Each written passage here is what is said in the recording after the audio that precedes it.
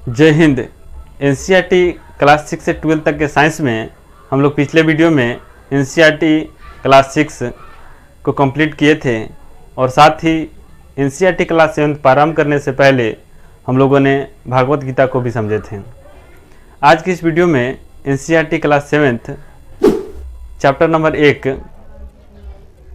पाठों में पोषण, इसको हम लोग समझेंगे।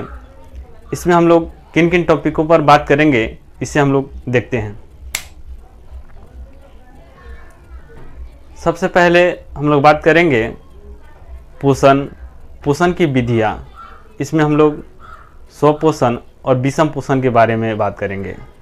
साथ ही प्रकाश संश्लेषण और विषम पोषण में भी कुछ पादपों के बारे में बात करेंगे, जैसे परजीवी पादप, दूसरा है कीटभक्षी पादप, तीसरा है मृतजीवी पादप, और साथ ही सहजीवी संबंध के विषय में भी इसमें हम लोग बात करेंगे। और हम लोग रासायनिक खाद को छोड़ करके जैविक की तरफ कैसे बढ़ेंगे, अपने कृषि को स्वदेशी कैसे बनाएंगे, इसके मत में हम लोग राजीव भाई दीक्षित जी द्वारा दिया गया कुछ बयान को समझेंगे, ताकि हम लोग अपने देश में कृषि को अच्छा कर सकें।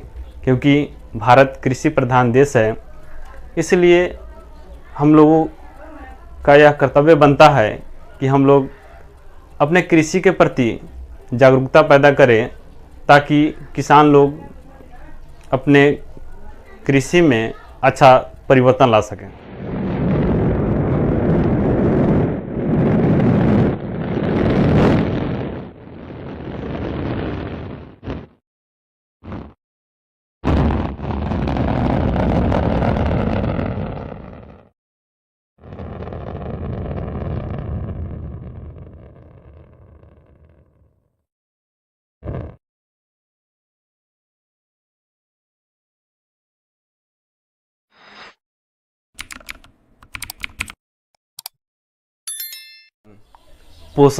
पोषण एक विधि है जिसमें आवश्यक पोषक तत्व जैसे कार्बोहाइड्रेट, प्रोटीन, वसा, विटामिन, जल अपने शरीर में लेते हैं, जिससे शरीर के विभिन्न क्रियाएं जैसे ऊर्जा देना, टूट फूट की मरम्मत करना एवं शरीर को रोगों से लड़ने में मदद करना, यानी कह सकते हैं कि शरीर के जितने भी क्रियाकलाप होते हैं सभी क्रियाकलापों को सुचारू रूप से करना ही पोषण कहलाता है। पोषण और भोजन में अंतर होता है। जैसे अगर हम चावल खाते हैं तो हम उसे भोजन कह सकते हैं, लेकिन उसे हम लोग पोषण नहीं कह सकते हैं, क्योंकि चावल में सिर्फ कार्बोहाइड्रेट मिलता है, लेकिन पोषण के लिए सभी पोषक तत्व होना आवश्यक होता है। इसलिए जब भी हम लोग यूपीएससी के पेपर लिखेंगे तो हम लोग पोषणता पर ध्यान देंगे, ना कि भोजन पर। अब हम लोग समझते हैं पोषण के विधियों के बारे में। पोषण के दो विधियाँ होती हैं। पहला होता है स्वपोषण और दूसरा होता है विषम पोषण। स्वपोषण ऐसे जीव जो अपना भोजन स्वयं बनाते हैं, उस जीव को स्वपोषी जीव कहा जाता है, और ऐसे पोषण को स्वपोषण कहा जाता है। जैसे हरे पेड़ पौधे, वे लोग प्रकाश संश्लेषण की क्रिया द्वारा अपना भोजन बनाते हैं। अब हम लोग समझते हैं प्रकाश संश्लेषण। जब हरे पेड़ पौधे सूर्य की प्रकाश की उपस्थिति में पत्तियों में मौजूद क्लोरोफिल, साथ ही जो स्टोमेटा या रंध्र होता है उनके पत्तियों में, उस रंध्र के माध्यम से वे लोग कार्बन डाइऑक्साइड को लेते हैं, और साथ ही जो मिट्टी में जल उपस्थित होता है वहाँ से वे लोग जाइलम ऊतक द्वारा जल को पत्तियों तक पहुँचाते हैं, और वहाँ पे एक क्रिया प्रारंभ होता है जिसे हम लोग फोटोसिंथेसिस कहते हैं।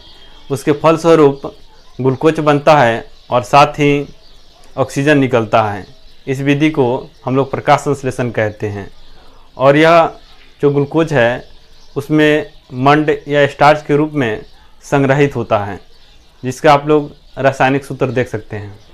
विषम पोषण, ऐसा जीव जो अपना भोजन स्वयं नहीं बना पाते हैं, यानी भोजन के लिए वे दूसरे जीवों पर आश्रित रहते हैं, उन्हें विषम पोषण कहा जाता है। इसमें ज़्यादातर जंतु आते हैं, लेकिन कुछ पादप भी आते हैं, जिन्हें हम लोग परजीवी पादप कहते हैं, साथ ही कीटभक्षी पादप कहते हैं और मृतजीवी पादप कहते हैं। इन्हें हम लोग एक एक करके समझेंगे।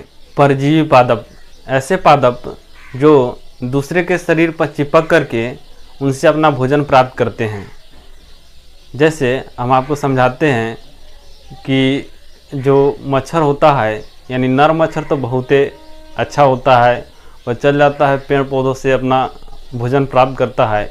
वही मादा जो मच्छर होता है बहुत ही खचरा होता है, सूरत नहीं क्या करता है, ज़्यादातर देखते हैं मनुष्य को काट काट करके, यानी जो बच्चे होते हैं उसको काट काट करके अपना उससे भोजन प्राप्त करता है, यानी वो परजीवी के रूप में कार्य करता है। उसी तरह से पादप होता है। जैसे आप लोग एक वीडियो को देख सकते हैं, यह अमरबेल का उदाहरण है।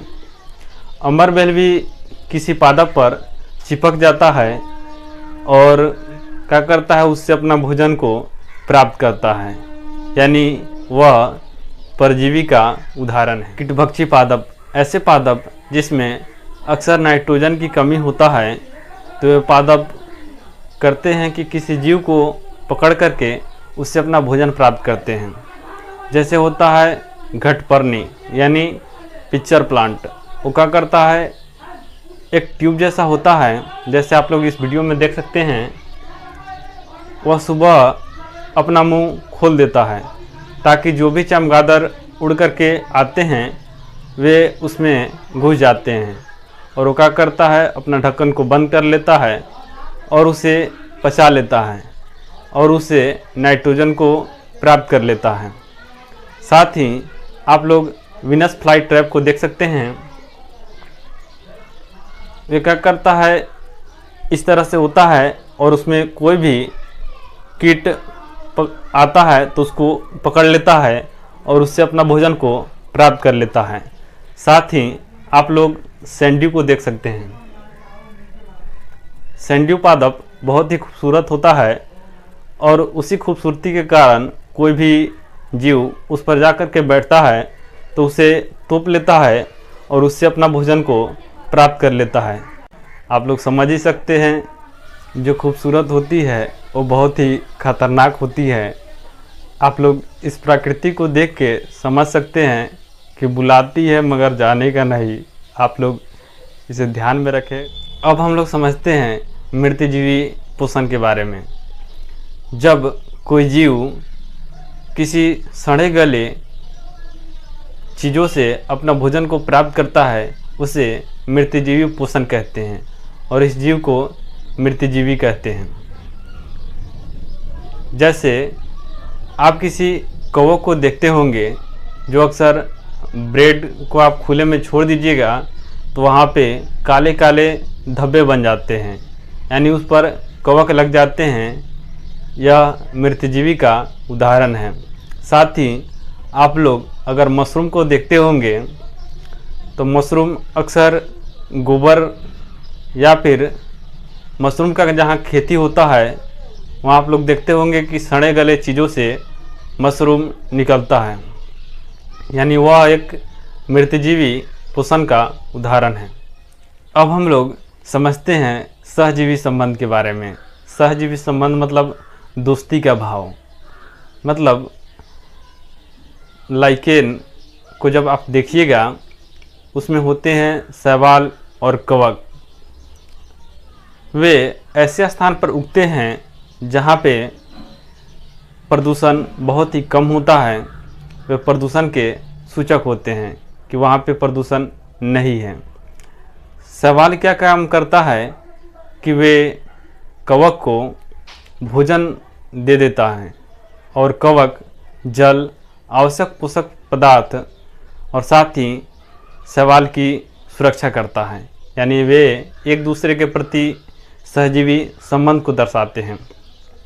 साथ ही अगर आप किसी दलहनी फसल को लगाते होंगे तो देखते होंगे कि उसके जड़ों में राइजोबियम बैक्टीरिया आ जाता है, जिससे वह नाइट्रोजन फिक्सीकरण करता है और वहीं जो दलहनी फसल होते हैं वह उन्हें भोजन प्रोवाइड करता है।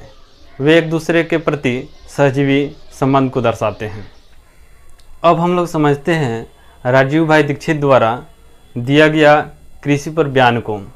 वे क्यों कहते थे कि हम लोग रासायनिक कृषि को छोड़ करके जैविक कृषि की तरफ बढ़ें।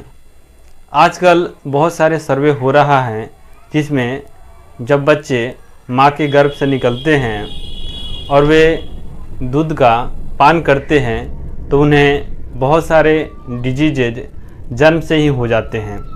वे कैंसर के शिकार हो जाते हैं, साथ ही वे मानसिक रूप से विकलांग पैदा होते हैं।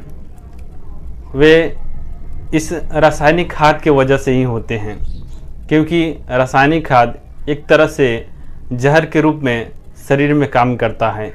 यानी जैसा शरीर अन्न को लेगा उसी तरह से हमारा मन भी धीरे धीरे उसी रूप में परिवर्तित हो जाएगा। इसलिए हम लोग रासायनिक खाद को छोड़ करके जैविक की तरफ बढ़ना चाहिए। तो चलिए अब हम लोग समझते हैं कि जैविक कृषि किस तरह से करेंगे। जैविक कृषि करने से पहले हम लोग कुछ टर्म को देख लेते हैं। 1 एकड़ बराबर 32 कट्ठा होता है। 1 कट्ठा बराबर 20 धूर होता है, यानी 32 कट्ठा बराबर 640 धूर हो गया। मतलब 1 एकड़ में 640 धूर होते हैं। अब हम लोग समझते हैं कि जैविक खाद कैसे तैयार करेंगे। सबसे पहले एक जार लेंगे, यानी एक बड़ा सा डब्बा लेंगे और उसमें 10 केजी गोबर को उसमें रख देंगे। और जिस चीज़ का गोबर रखेंगे, जैसे मानिए गाय का है तो उसमें गाय का 10 लीटर मूत्र डाल देंगे। और क्या करेंगे, उसमें 1 केजी जो काला में काला जो मीठा आता है उस मीठा को उसमें डाल देंगे। 1 केजी जो दाल होता है उसको पिसवा करके उसका आटा बना लेंगे और उसमें डाल देंगे। और साथ ही जो पीपल या फिर बरगद के पेड़ के नीचे से 1 मुट्ठी मिट्टी को उठा करके उसमें डाल देंगे। ऐसा क्यों करेंगे? क्योंकि आप लोग जब भी दूध से दही बनाते होंगे तो थोड़ा सा उसमें जूरन डालते होंगे। जूरन इसलिए डालते हैं ताकि वे दही में जल्दी परिवर्तित हो जाए, यानी जो लैक्टोबैसिलस जो बैक्टीरिया होता है वो हमारे शरीर के लिए बहुत ही लाभदायक होता है। उसी तरह से पीपल और बरगद होते हैं जो 24 घंटा ऑक्सीजन को देते हैं।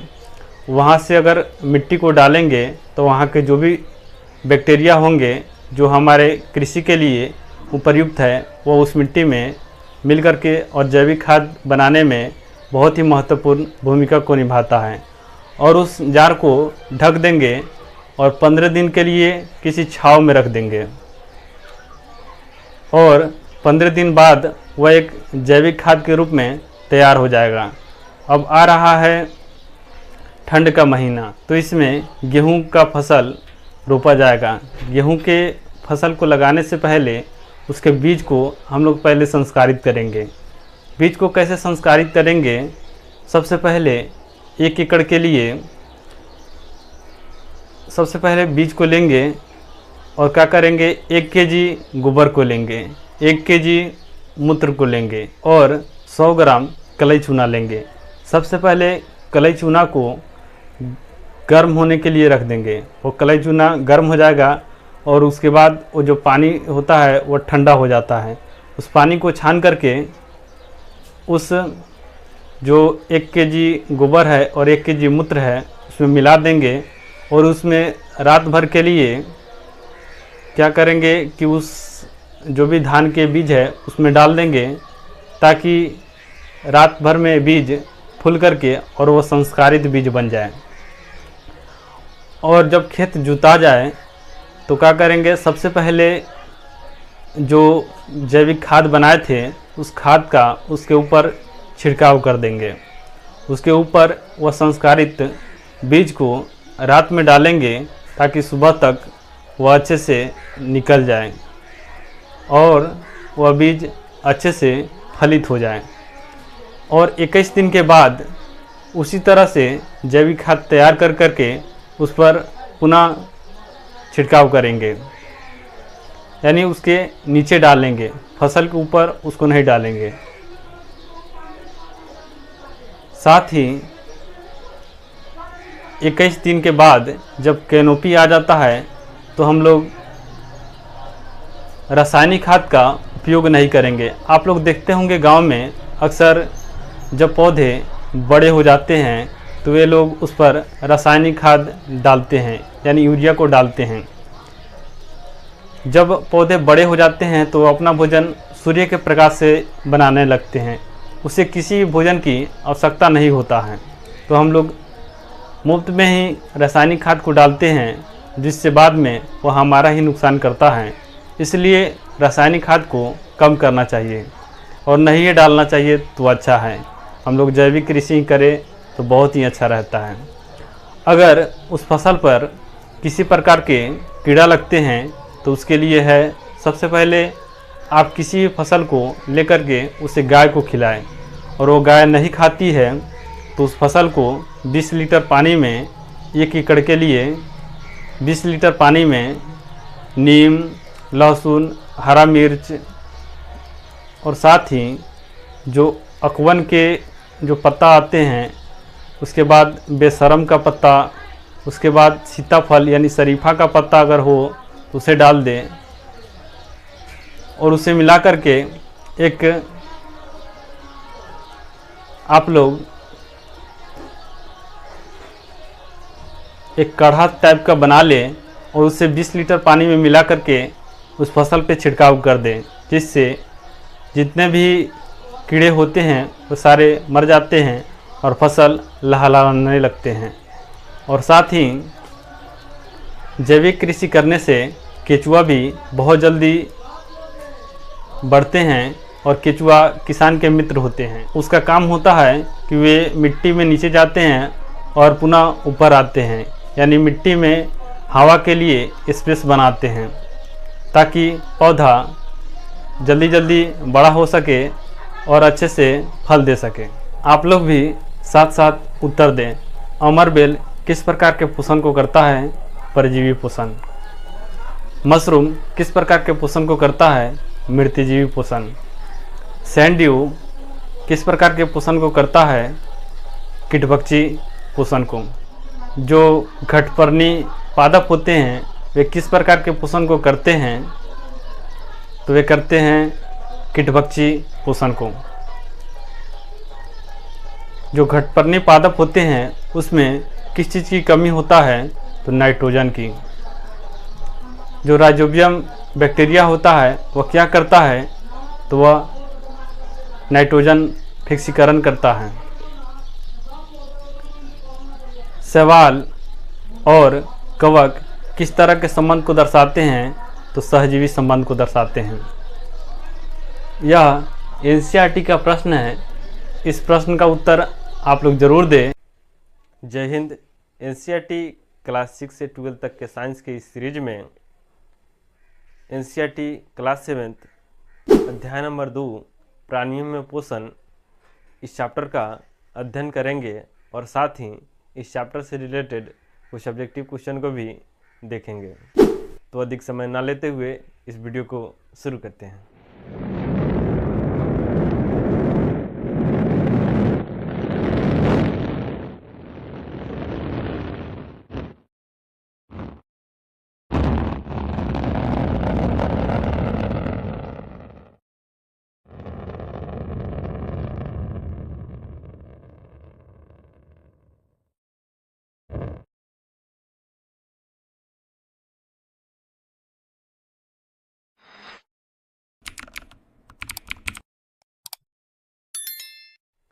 अल्बर्ट आइंस्टाइन जी का एक सुंदर सा विचार है, यदि मेरे पास किसी समस्या को हल करने के लिए 1 घंटा हो और मेरा जीवन उस समाधान पर निर्भर हो तो मैं पहले 55 मिनट उचित प्रश्न पूछने में लगाऊंगा, क्योंकि एक बार मुझे उचित प्रश्न पता चल जाए तो मैं उस समस्या को 5 मिनट से कम समय में भी हल कर सकता हूँ।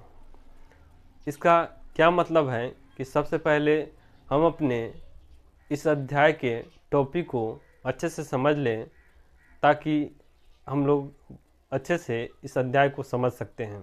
तो चलिए सबसे पहले हम अपने टॉपिक को समझते हैं। पोषण के विभिन्न चरण। सबसे पहले हम लोग पढ़ेंगे इसमें अंतःग्रहण, पाचन, अवशोषण, स्वांगीकरण और निष्कासन। मनुष्य का आहार नाल, इसमें हम लोग 2 भाग करके पढ़ेंगे। पहले भाग में पढ़ेंगे आहार नाल में मुख एवं मुख गुहिका, इसमें हम लोग दांत एवं जीभ के विषय में भी पढ़ लेंगे। दूसरे में हम लोग पढ़ेंगे आमाशय, साथ ही हम लोग पढ़ेंगे क्षुद्रांत यानी छोटी आंत, वृद्धांत यानी बड़ी आंत एवं साथ ही गुद्दा के विषय में। और पाचन ग्रंथियों में पढ़ेंगे लार ग्रंथि, लीवर और साथ ही अग्नाशय।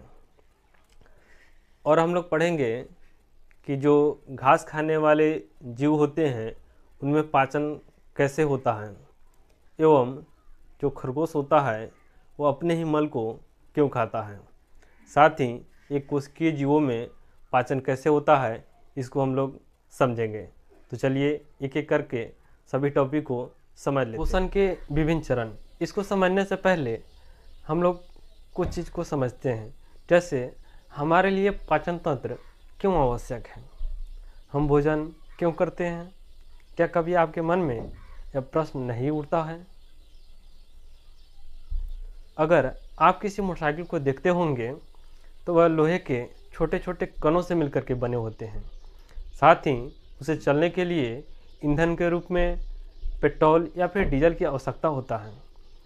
उसी तरह से हमारा शरीर भी अनेक छोटे छोटे कोशिकाओं के समूह से मिलकर के बना होता है, और इसे भी ईंधन के रूप में भोजन की आवश्यकता होता है। तो यह डायरेक्ट, जैसे हम किसी चावल को खाते हैं तो वह चावल डायरेक्ट हमारे ब्लड में नहीं जा सकता है और ना इसी कोशिका कोई ले सकता है। और हम पिछले वीडियो में पढ़ चुके हैं कि चावल कार्बोहाइड्रेट के कंपोनेंट होते हैं। तो कार्बोहाइड्रेट भी हमारे कोशिकाओं के लिए किसी काम का नहीं है जब तक कि वह मोनोसैकेराइड या फिर ग्लूकोज के रूप में ना टूट जाए। और प्रोटीन को लेते हैं तो प्रोटीन भी जब तक एमिनो एसिड के रूप में नहीं टूट जाए तब तक के लिए वह हमारे कोशिकाओं के लिए किसी काम का नहीं होता है। और फैट को जब लेते हैं तो फैट जब तक फैटी एसिड या फिर ग्लिसरॉल के रूप में ना टूट जाए तब तक वह हमारी कोशिकाओं के लिए किसी काम का नहीं होता है। इसी को भोजन के कंपोनेंट को तोड़ने के लिए पाचन तंत्र आवश्यक होता है, एवं हमारे कोशिका सही रूप से कार्य करे, इसके लिए पाचन तंत्र एवं भोजन जरूरी होता है। तो चलिए अब हम लोग समझते हैं पोषण के विभिन्न चरणों को। पोषण मुख्य 5 चरणों में पूरा होता है। पहला है अंतःग्रहण यानी इंजेशन, दूसरा है पाचन यानी डाइजेशन, तीसरा है अवशोषण यानी एब्जॉर्प्शन, चौथा है स्वांगीकरण यानी एसिमिलेशन, पांचवा है निष्कासन यानी इंजेशन। तो चलिए हम लोग एक एक करके पांचों को समझते हैं। पहला अंतःग्रहण, जब हम अपने शरीर में भोजन को एंट्री करते हैं, जैसे मुख में, जैसे हमारा फेवरेट मतलब भोजन हो गया कि पनीर का सब्जी या फिर रोटी हमने मुख में ले लिया तो उसको हम कहते हैं अंतःग्रहण। उसके बाद वह मुख में दांत और जीभ उसको पीसेगा और लार उसको मिलाएगा। उसके बाद वह इसोफेगस से होते हुए स्टोमच तक जाएगा और वह छोटे छोटे अणुओं में टूटेगा, तो उसको हम कहते हैं पाचन। फिर वहाँ से स्टोमच से निकल करके वह छोटी आंत में जाएगा, तो छोटी आंत में भिलाई होते हैं और भिलाई उस भोजन के छोटे जो कंपोनेंट हो गए हैं उस कंपोनेंट को रक्त में भेज देते हैं उसे हम लोग कहते हैं अवशोषण। उसके बाद स्वांगीकरण होता है। स्वांगीकरण मतलब भोजन जो रक्त में चला गया है वह शरीर के विभिन्न भाग यानी कोशिकाओं तक पहुंचता है और कोशिकाएं के कार्य सही रूप से होते हैं। उसके बाद जो अपशिष्ट भोजन हमारे शरीर में बच जाते हैं उसे हम समय समय पर निष्कासित करते हैं, उसे कहते हैं निष्कासन या फिर इजेशन। मनुष्य का पाचन तंत्र जो मुख से शुरू होकर के एनस तक समाप्त होता है, इसका लंबाई 8 से 10 मीटर तक होता है। तो चलिए अब हम लोग समझते हैं पाचन तंत्र को। सबसे पहले हमारे पास पनीर का सब्जी और रोटी है, उसे देख करके हमारे मुख में सबसे पहले लार बनते हैं। ये ग्रंथियाँ कहाँ कहाँ होती है यह हम आपको बताते हैं। सबसे पहले पैरोटिड जो कान के नीचे होता है, उसके बाद सबमैंडिबुलर जो निचले जबड़े के नीचे होता है, और सब लिंगुअल जो जीभ के नीचे होता है। ये भोजन खाने से पहले मुख में लार को स्रावित करते हैं। उसके बाद जैसे ही हमने पनीर के सब्जी और रोटी को खाया, उसके बाद दांत उसको छोटे छोटे टुकड़ों में तोड़ता है और जीभ उसको मिलाता है। दांत दो प्रकार के होते हैं, एक जो बचपन में निकलते हैं और एक जो वयस्क होने पर होते हैं। जो बचपन में होते हैं वो 20 होते हैं और वह 8 बरस तक निकल कर के टूट जाते हैं और पुनः जाम जाते हैं, और जो वयस्क तीत होते हैं वो 32 होते हैं। वे 4 प्रकार के होते हैं, इंसाइजर, कैनाल, प्रीमोलर और मोलर। उसके बाद जीभ होते हैं। जीभ पर स्वाद कलियाँ पाई जाती हैं। ऐसा माना जाता है कि आगे मीठे स्वाद का अनुभव ज़्यादा होता है, बीच में कड़वा, और आरी है जीभ के, वहाँ पे नमकीन।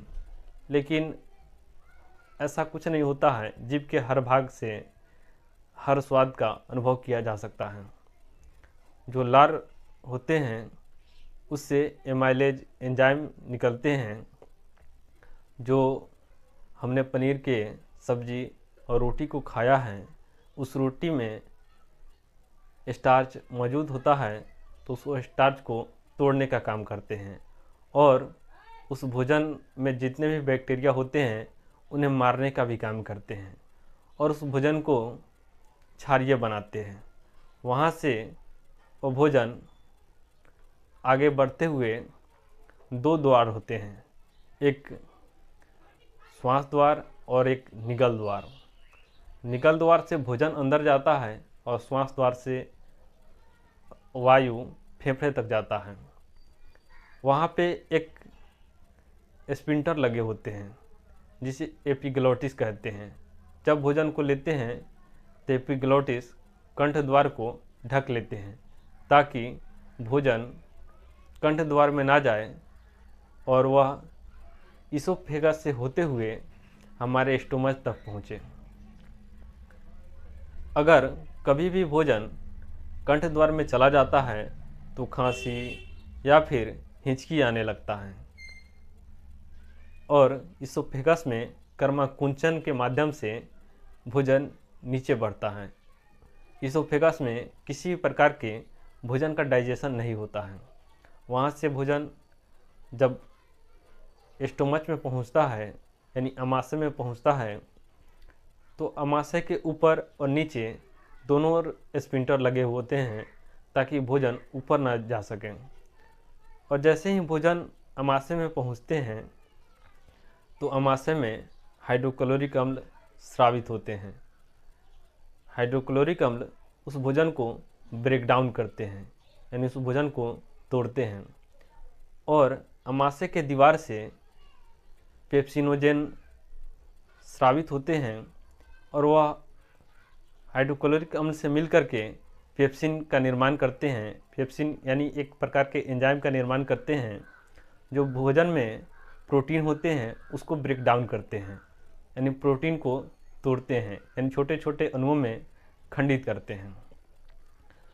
और जो अमाशय होते हैं उसमें भी एक मूवमेंट चलते रहता है, जिससे भोजन 2 या 3 घंटे में डाइजेशन अच्छे से होता है। इसलिए कहा जाता है कि आप जब खाना खाएं उससे 45 मिनट पहले ही आप पानी पी लें, या फिर खाना खाने के 1 या 2 घंटा बाद ही पानी पिए, क्योंकि हाइड्रोक्लोरिक अम्ल या फिर जठराग्नि, जो नीचे जठर रस होता है, जिससे जठराग्नि वो भी मंद पड़ जाता है। और जब यह मंद पड़ जाएगा तो भोजन का पाचन सही से नहीं हो पाएगा। उसके बाद भोजन वहाँ से ड्यूडेनम में बढ़ता है कायम के रूप में। तो वहाँ से एक होता है यकृत, जिसे हम लोग लीवर कहते हैं। लीवर से बाइल जूस स्रावित होता है। बाइल जूस जो पित्त की थैली होता है वो थैली में स्टोर होता है, और जैसे देखता है कि भोजन ड्यूडेनम में आ गया है तो बाइल जूस वहाँ से निकलता है, और यहाँ से एक और ग्लैंड होता है जो अग्नाशय होता है, उससे निकलता है अग्नाशय रस। ये दोनों मिलकर के भोजन में जो फैट होते हैं उसको फैटी एसिड और ग्लिसरॉल में तोड़ते हैं, और साथ ही जो भोजन अम्लीय होता है और यह बाइल जूस और पैनक्रियाटिक जूस क्षारीय होते हैं, और अम्ल और क्षार मिलकर के भोजन को उदासीन बना देते हैं, और वहाँ से भोजन छोटी आंत में जाता है। छोटी आंत में बहुत सारे भिलाई होते हैं, और उससे ब्लड के जो छोटे छोटे नस जुड़े होते हैं। वहाँ से भोजन के जो भी कंपोनेंट जो छोटे छोटे कणों में टूट गए हैं, वह उस भोजन को जो न्यूट्रिएंट है उसको ऑब्जर्व कर करके ब्लड में भेज देते हैं, और वह ब्लड शरीर के विभिन्न भागों तक पहुंचा देता है। और वहाँ से जो अपच्य भोजन है वह बड़ी आंत में जाता है। बड़ी आंत में मिनरल और साथ ही वाटर यानी जल का अवशोषण होता है, और उसमें म्यूकस मिल जाते हैं, और वह रेक्टम में जाकर के जमा हो जाता है। और समय समय पर हम लोग एनस के थ्रू उस मल को शरीर से बाहर निकालते हैं। इसी तरह से पाचन की क्रिया पूर्ण होता है। अब हम लोग समझते हैं घास खाने वाले या फिर जुगाली करने वाले जीवों में पाचन तंत्र। घास यानी वह सेल्यूलोज होता है, और उसे भैंस या फिर गाय माता खाती है। तो हम लोग समझते हैं गाय माता के पाचन तंत्र के बारे में। उनके जो पेट होते हैं वो 4 होते हैं। पहला होता है जिसे रुमेन कहते हैं, दूसरा होता है रेटिकुलम, तीसरा होता है उमासम, और चौथा होता है एवोमासम। सबसे पहले गाय माता जब घास को खाती है तो वह घास रुमेन में जमा होता है। रुमेन में जब जमा हो जाता है उसके बाद वहाँ से घास निकल करके रेटिकुलम में जाता है। रेटिकुलम से होते हुए वह पुनः गाय माता के मुख में आता है, और मुख में उस चारे को जुगाली किया जाता है, और वह चारा और भी तोड़ा जाता है। वहाँ से उमासम में जाता है, उमासम से एवोमासम में जाता है। एवोमासम में बैक्टीरिया होते हैं जो उस सेल्यूलोज को और छोटे छोटे कंपोनेंट में तोड़ते हैं। वहाँ से वह छोटी आंत में जाता है, वहाँ से उसके जो न्यूट्रिएंट होते हैं उनको ऑब्जर्व किया जाता है, और वह रेक्टम के थ्रू शरीर से बाहर निकल जाता है, जो अपशिष्ट मल होते हैं। इस तरह से जो जुगाली करने वाले या फिर घास खाने वाले जीव होते हैं उनके पाचन की क्रिया इसी तरह से चलते हैं। अब हम लोग समझते हैं कि खरगोश अपने ही मल को क्यों खाता है। कुछ समय पहले हम लोगों ने समझे हैं कि जो मवेशी होते हैं उनके 4 पेट होते हैं, लेकिन खरगोश में उस तरह से कुछ नहीं होता है। खरगोश भी घास फूस को खाता है, तो उसके शरीर में वो घास फूस जाता है और वो एक बार में डाइजेशन नहीं हो पाता है, और उसके जो शुष्क मल होते हैं वह उसको नहीं खाता है। जो ड्राई मल होते हैं वह उसको खाता है, क्योंकि उसमें बहुत सारे फाइबर होते हैं जो उसके लिए आवश्यक होते हैं। अगर हमारे भी शरीर में अपेंडिक्स एक्टिव होता तो हम भी घास फूस को पचा सकते थे, लेकिन अपेंडिक्स एक्टिव फॉर्म में हमारे शरीर में नहीं होता है। अब हम लोग समझते हैं कि एक कोशिकीय जीवों में पाचन कैसे होता है। जैसे अगर आप अमीबा को देखिएगा तो अमीबा जो छोटे छोटे भोजन होते हैं वह जाता है और उसको चारों ओर से घेर लेता है और बीच में उसको दाब करके अपने भोजन राजधानी में उसे पचा लेता है, और जो अपशिष्ट होते हैं उसे वह अपने शरीर से बाहर निकाल देते हैं। इस तरह से एक कोशिकीय जीव पाचन की क्रिया करते हैं। अब हम लोग इस चैप्टर से रिलेटेड कुछ ऑब्जेक्टिव क्वेश्चन को पूछते हैं, आप लोग भी साथ साथ उत्तर दें। आप लोग बताएं, सबसे बड़ी ग्रंथि कौन सी होती है? तो वह होता है लीवर। उसका वजन कितना होता है? 1.5 kg। आप लोग बताएं कि भोजन का पूर्ण पाचन कहाँ होता है? तो वह होता है छोटी आंत में। आहार नाल की सबसे लंबा भाग किसका होता है? तो वह होता है छोटी आंत का। जठररस कहाँ से स्रावित होते हैं? तो वह अग्नाशय से। लीवर से कौन से रस स्रावित होते हैं? तो वह पित्तरस स्रावित होते हैं। भोजन का पाचन कहाँ से शुरू होता है? तो वह मुख से शुरू होता है। आहार नाल का कौन ऐसा भाग है जहाँ भोजन की पाचन क्रिया नहीं होता है? तो वह है इसोफेगस। आहार नाल की लंबाई कितना होता है? तो 8 से 10 मीटर होता है। जो दांत के ऊपरी परत होते हैं उसे क्या कहा जाता है? तो उसे इनामेल कहा जाता है, जो सबसे कठोर भाग होता है। अब हम लोग राजीव भाई दीक्षित जी द्वारा दिया गया कुछ पाचन तंत्र पे कुछ व्याख्यान को समझते हैं कि हमारा डाइजेस्टिव सिस्टम सही तरीके से कैसे काम करें। सबसे पहले आप खाना खाने से आधा या 1 घंटा पहले पानी को पी लें। पानी हमेशा नॉर्मल पिए, ठंडा पानी नहीं पिए या फिर गुनगुना पानी पिए। आप खाना जब खाते हैं, अगर उस समय आपको पानी पीने का मन करता है तो आप 1 या 2 घूंट पी सकते हैं, और उस समय आप फल के जो जूस होते हैं उसको ले सकते हैं या दाल पी सकते हैं। खाना खाने के 1 या 1.5 घंटा बाद ही पानी पिए, जिससे हमारा जठराग्नि मंद नहीं पड़ता है और पाचन क्रिया सही रूप से कार्य करता है। क्योंकि कहा जाता है कि हमारे शरीर के 80% बीमारी हमारे पेट से ही शुरू होता है। हमारा रसोई घर एक अच्छा प्रयोगशाला होता है हमें स्वस्थ रखने के लिए, मतलब औषधि का घर होता है।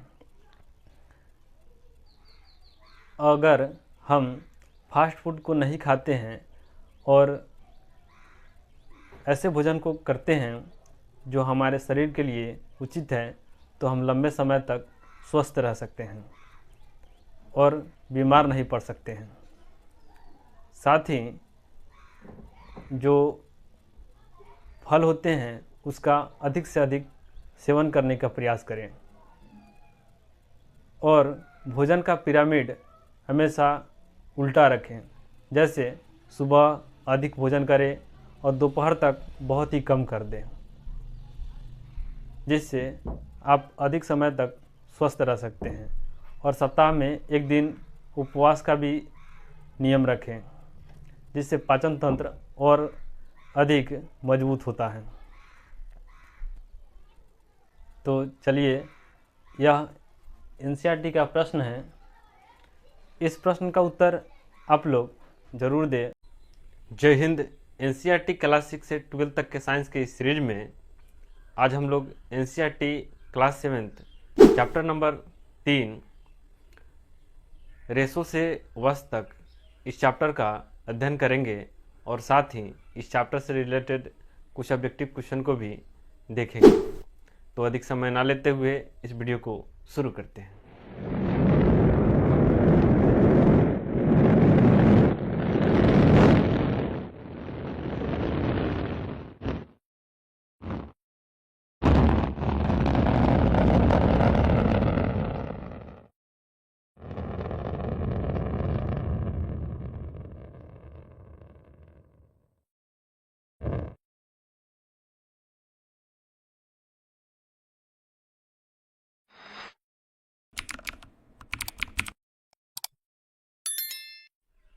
जब मैं टीईसी का एग्ज़ाम दे रहा था तो उसमें एक सवाल आए थे। वह सवाल मैं आपके समक्ष रखना चाहूँगा। वह सवाल था कि एक उद्यमी बनने के लिए हमारे पास क्या क्या होना ज़रूरी है। तो उसमें ऑप्शन थे कि पहला, कि उस व्यक्ति को जो वह कार्य करने जा रहा है उसमें उचित नॉलेज होना चाहिए। दूसरा, कि उसके पास धन होना चाहिए। और तीसरा, उसके पास धैर्य होना चाहिए। और चौथा था इनमें से सभी। तो इसका उत्तर इनमें से सभी होगा, क्योंकि एक उद्यमी वही होता है जिसके पास जो कार्य करने जा रहा है उसके प्रति उसमें उसका ज्ञान हो। दूसरा, उसके पास धन हो। और तीसरा, कि उसके पास धैर्य रखने का साहस हो, क्योंकि कोई भी उद्यम इतना जल्दी ग्रो नहीं करता है, उसमें समय देना पड़ता है। ये सब बतलाने का मेरा मकसद यही है, क्योंकि यह अध्याय उद्यम पर ही आधारित है। इसमें हम लोग किन किन टॉपिक पर बात करेंगे। इसमें हम लोग जंतु रेशे यानी ऊन और रेशम के बारे में अध्ययन करेंगे। एनसीईआरटी क्लास 6 में हम लोगों ने रेशे को 2 भागों में बांटे थे। पहला था प्राकृतिक रेशा और दूसरा था मानव निर्मित रेशा। प्राकृतिक रेशा में हम लोग 2 भाग किए थे, पहला पादप और दूसरा था जंतु। पादप यानी जूट और पटसन के बारे में हम लोग कक्षा 6 में पढ़ चुके हैं। कक्षा 7 में हम लोग जंतु रेशा के बारे में पढ़ेंगे, यानी ऊन और रेशम के बारे में। और कक्षा 8 में हम लोग मानव निर्मित रेशा के बारे में पढ़ेंगे। तो चलिए इन दोनों टॉपिकों को एक एक करके समझते हैं। इनको समझने से पहले आप ये 2 वीडियो देखिए।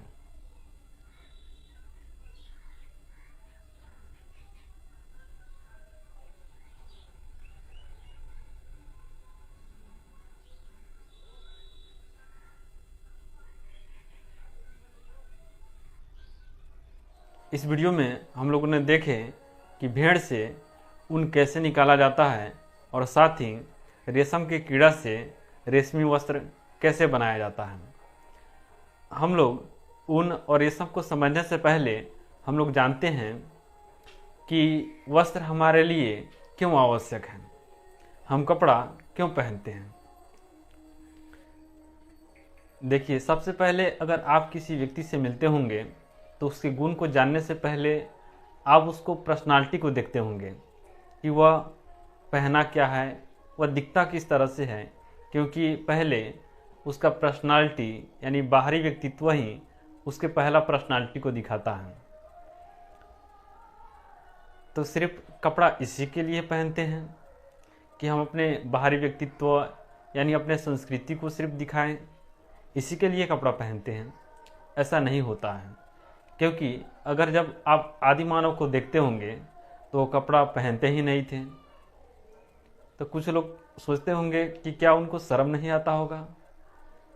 जैसे अगर हम कभी बाज़ार जाते हैं, अगर कपड़ा से बने हुए एक झोला को लेके जाते हैं और हम अकेले लेके जाएंगे तो हमको शर्म लगेगा, लेकिन अगर पूरा लोग जो बाज़ार गए हैं अगर कपड़ा से बने झोला को लेकर के जाएंगे तो फिर किन्हीं को शर्म नहीं लगेगा।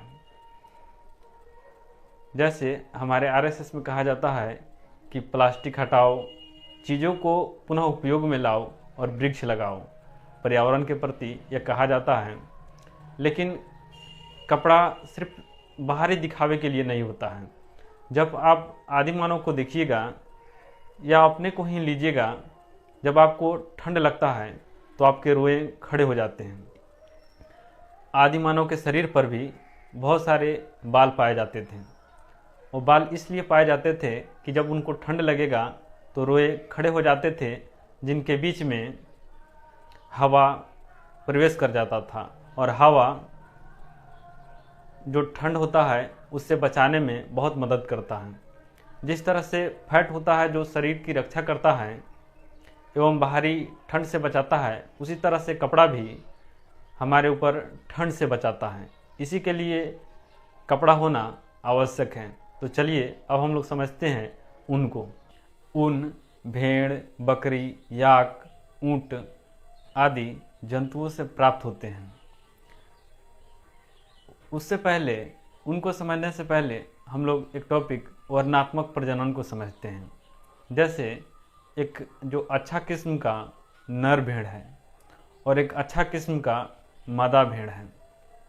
यानी अच्छा किस्म कहने से मतलब जिनके बाल हैं वह तंतु रूपी एवं मुलायम हैं, जिनसे अच्छे ऊन प्राप्त किए जा सकते हैं।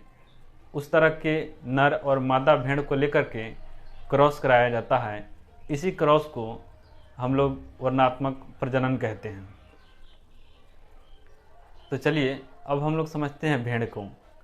भेड़ है जो भारत में जम्मू कश्मीर, हिमाचल प्रदेश यानी जो पहाड़ी क्षेत्र होते हैं वहाँ, और साथ ही राजस्थान, हरियाणा, पंजाब जहाँ गर्म क्षेत्र होते हैं वहाँ भेड़ों के पाला जाता है।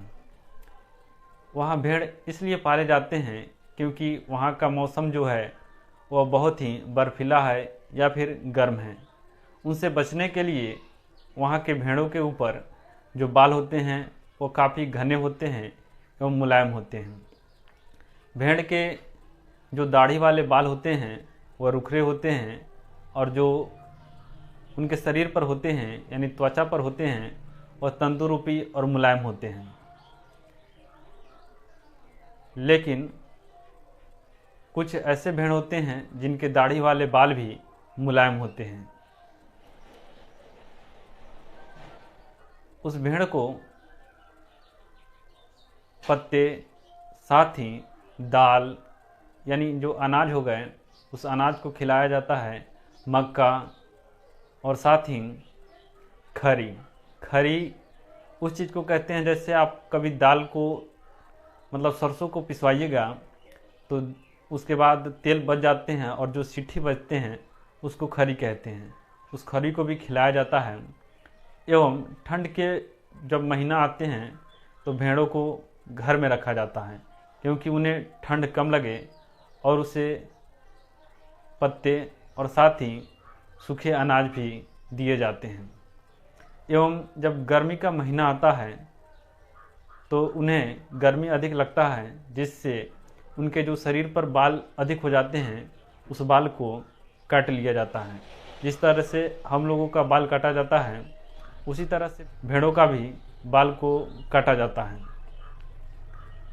उसके सभी बालों को काट करके एक जार में रख दिया जाता है और उसमें उसको धोया जाता है, जिसे हम लोग कहते हैं अभिमार्जन, यानी उसको सफाई किया जाता है।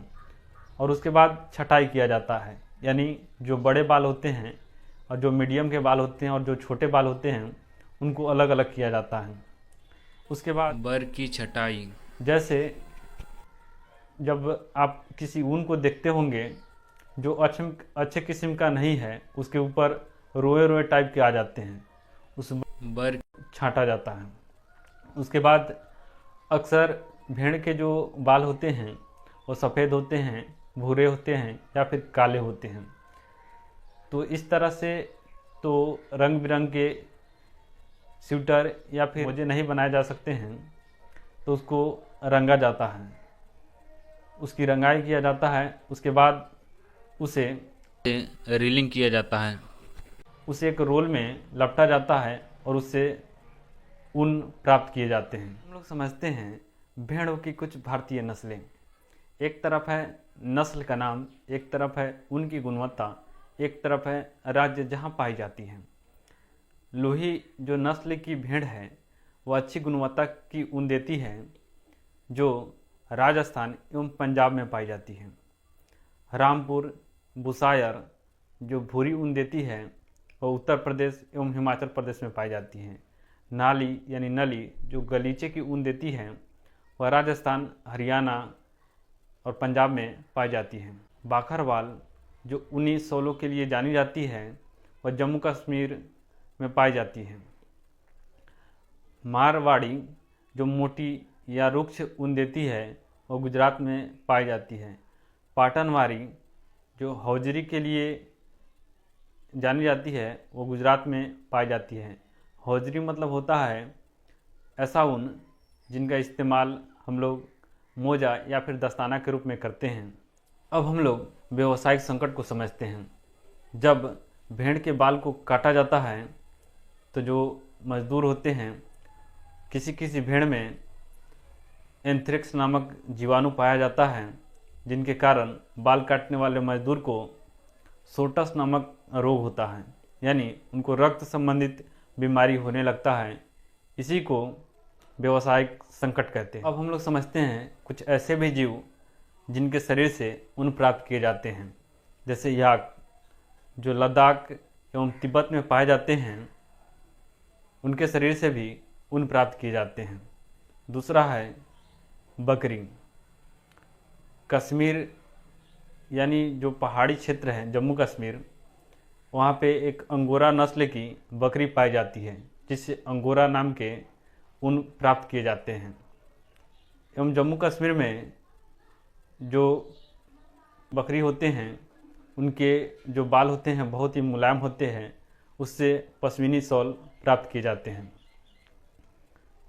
साथ ही ऊँट से भी ऊन को प्राप्त किए जाते हैं, जो राजस्थान में पाए जाते हैं। लामा और एल्पेका नाम के जीव जो दक्षिणी अमेरिका में पाए जाते हैं, इनसे भी ऊन प्राप्त किए जाते हैं। अब हम लोग समझते हैं रेशम कीड़ा से रेशमी वस्त्र बनने के प्रोसेस को, यानी सिल्क बनने के प्रोसेस को। सबसे पहले जो रेशम के कीड़ा होते हैं वह शहतूत के पेड़ों पर पाए जाते हैं। जब नर और मादा रेशम के कीड़ा जनन की क्रिया करते हैं तो एक साथ बहुत सारे अंडे को देते हैं। उस अंडे को व्यापारी ले जाते हैं और जिनको आवश्यकता होता है उन्हें बेच देते हैं, और जो उन्हें खरीदते हैं वह रेशम को पालते हैं। उस पालन को कहा जाता है सेरीकल्चर। तो उस अंडे को लाते हैं और एक कागज़ या फिर एक कपड़ा पर रख देते हैं और उसे उचित टेम्परेचर देते हैं, ना अधिक गर्म और ना ज़्यादा ठंडा, यानी उचित टेम्परेचर देते हैं जिससे उस अंडे से जो रेशम के कीड़ा है वह निकल सके। तो वह जो अंडा होता है वो फूटता है, उससे कैटरपिलर लार्वा बाहर निकलता है। पुनः उसे एक बांस के बने हुए सांचे में रख दिया जाता है और वहाँ पे शहतूत के बहुत सारे पत्ते को रख दिया जाता है। वो जो कैटरपिलर लार्वा होता है वो 25 से 30 दिन तक खूब खाता है। उसके बाद वह जब बड़ा हो जाता है आकार में,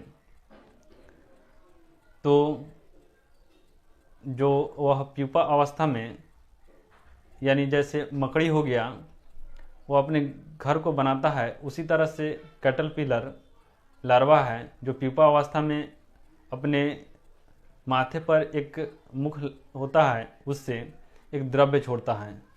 वो प्रोटीन युक्त द्रव्य वायु के संपर्क में आता है तो वह सूख करके धागे जैसा आकार ले लेता है और वह जो प्यूपा अवस्था से कोकून में बदल जाता है, यानी वह अंदर चला जाता है और अपने ऊपर एक संरचना 8 आकार के रूप में डिजाइन कर लेता है।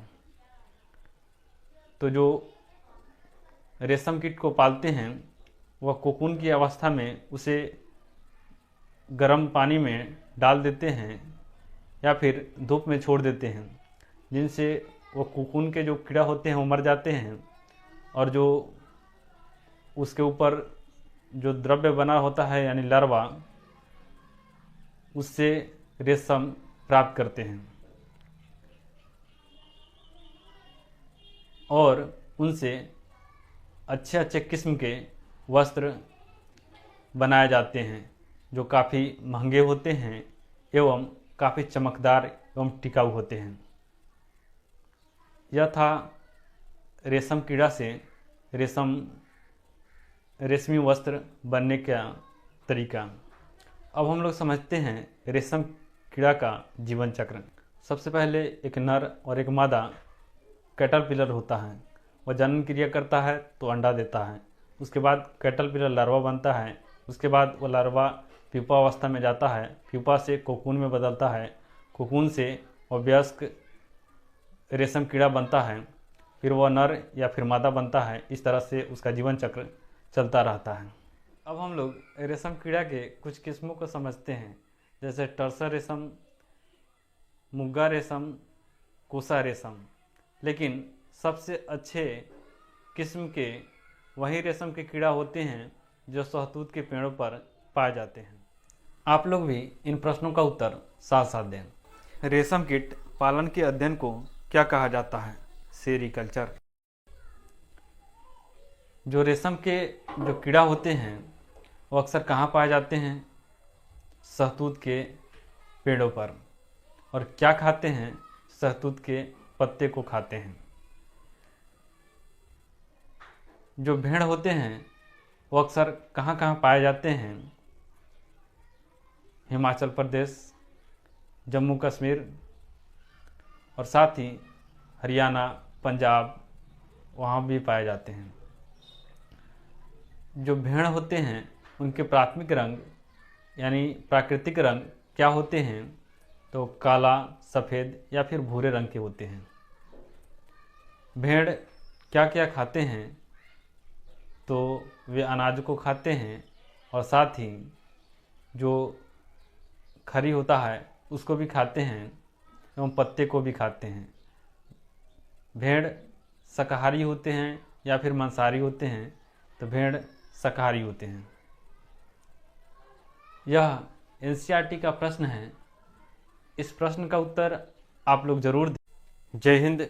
एनसीईआरटी क्लास 6 से 12 तक के साइंस के इस सीरीज में आज हम लोग एनसीईआरटी क्लास 7 अध्याय नंबर 4 ऊष्मा इस चैप्टर का अध्ययन करेंगे और साथ ही इस चैप्टर से रिलेटेड कुछ सब्जेक्टिव क्वेश्चन को भी देखेंगे।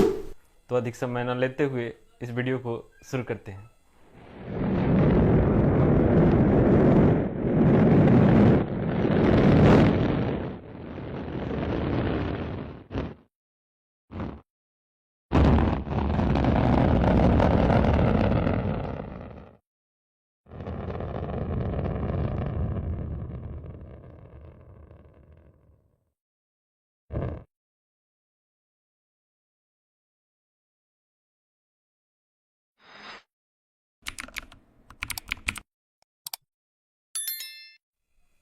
इस अध्याय में हम लोग क्या क्या जानेंगे तो चलिए देखते हैं। सबसे पहले इसमें हम लोग जानेंगे कि ऊष्मा उत्पन्न कैसे होता है और साथ ही ऊष्मा से रिलेटेड कुछ इम्पोर्टेंट पॉइंट को जानेंगे। दूसरे में हम लोग जानेंगे कि तापमापन क्या होता है और 3 तापमापन यंत्र के बारे में जानेंगे। पहला हो गया डॉक्टरी थर्मामीटर यानी क्लिनिकल थर्मामीटर। दूसरा हम लोग जानेंगे प्रयोगशाला थर्मामीटर यानी लेबोरेटरी थर्मामीटर। तीसरा हम लोग जानेंगे अंकीय थर्मामीटर यानी डिजिटल थर्मामीटर। और साथ ही हम लोग जानेंगे कि बुखार हमारे लिए लाभदायक है या फिर हानिकारक है। साथ ही हम लोग जानेंगे कौन से पदार्थ ऊष्मा के सुचालक होते हैं एवं कौन से पदार्थ ऊष्मा के कुचालक होते हैं। साथ ही हम लोग जानेंगे कि ऊष्मा के स्थानांतरण के बारे में। इसमें हम लोग 3 प्रकार के बारे में जानेंगे।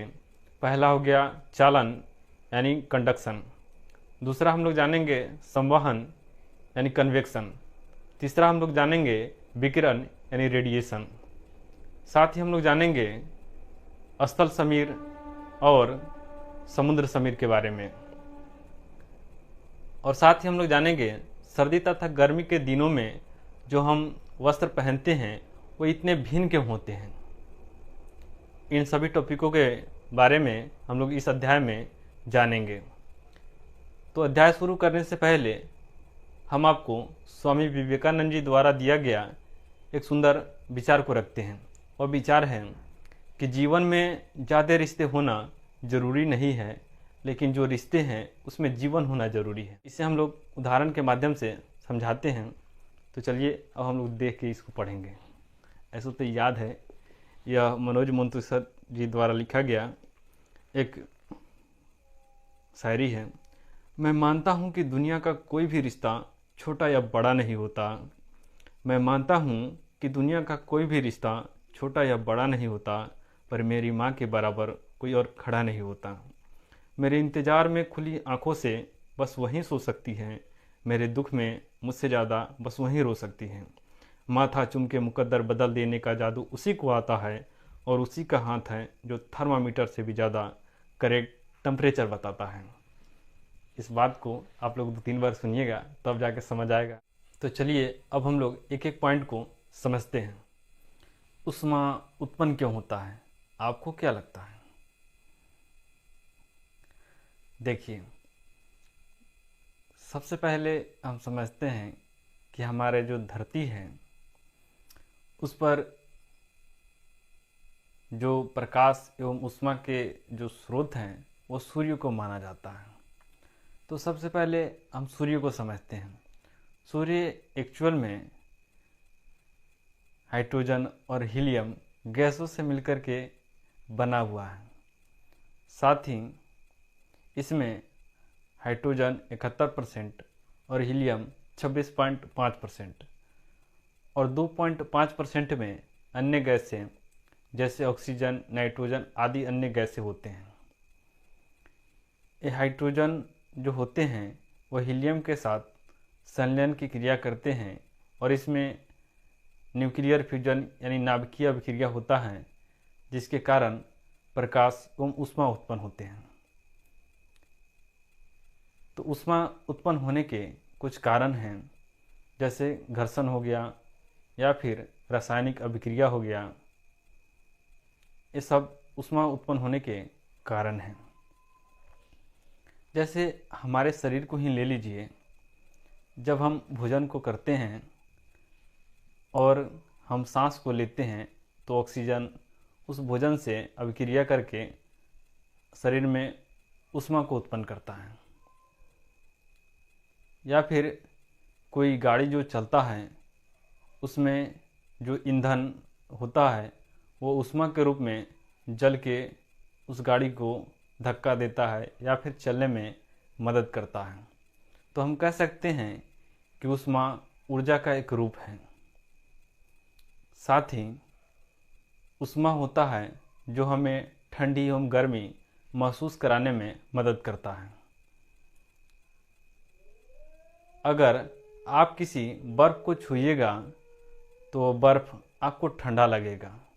अगर आप किसी अग्नि ठिया बैठिएगा तो अग्नि आपको गर्म लगेगा। तो क्या इसी के लिए जो तापमापक यंत्र लाया जाता है? तापमापक यंत्र क्यों लाया जाता है? जब हम छू के ही किसी वस्तु को बता सकते हैं कि वह ठंडा है या गर्म है, तो हम तापमापक यंत्र को क्यों लाते हैं?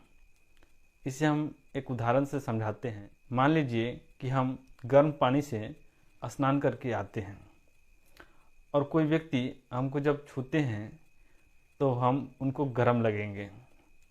साथ ही अगर कोई व्यक्ति जो अग्निठिया बैठ के आगी को ताप रहे हैं यानी हाथ को सेक रहे हैं, वह व्यक्ति आके हमको छुएंगे तो हम नॉर्मल लगेंगे, तो व्यक्ति कहेंगे कि ये तो नॉर्मल है, या फिर उनके अपेक्षा में हम ठंडा लगेंगे।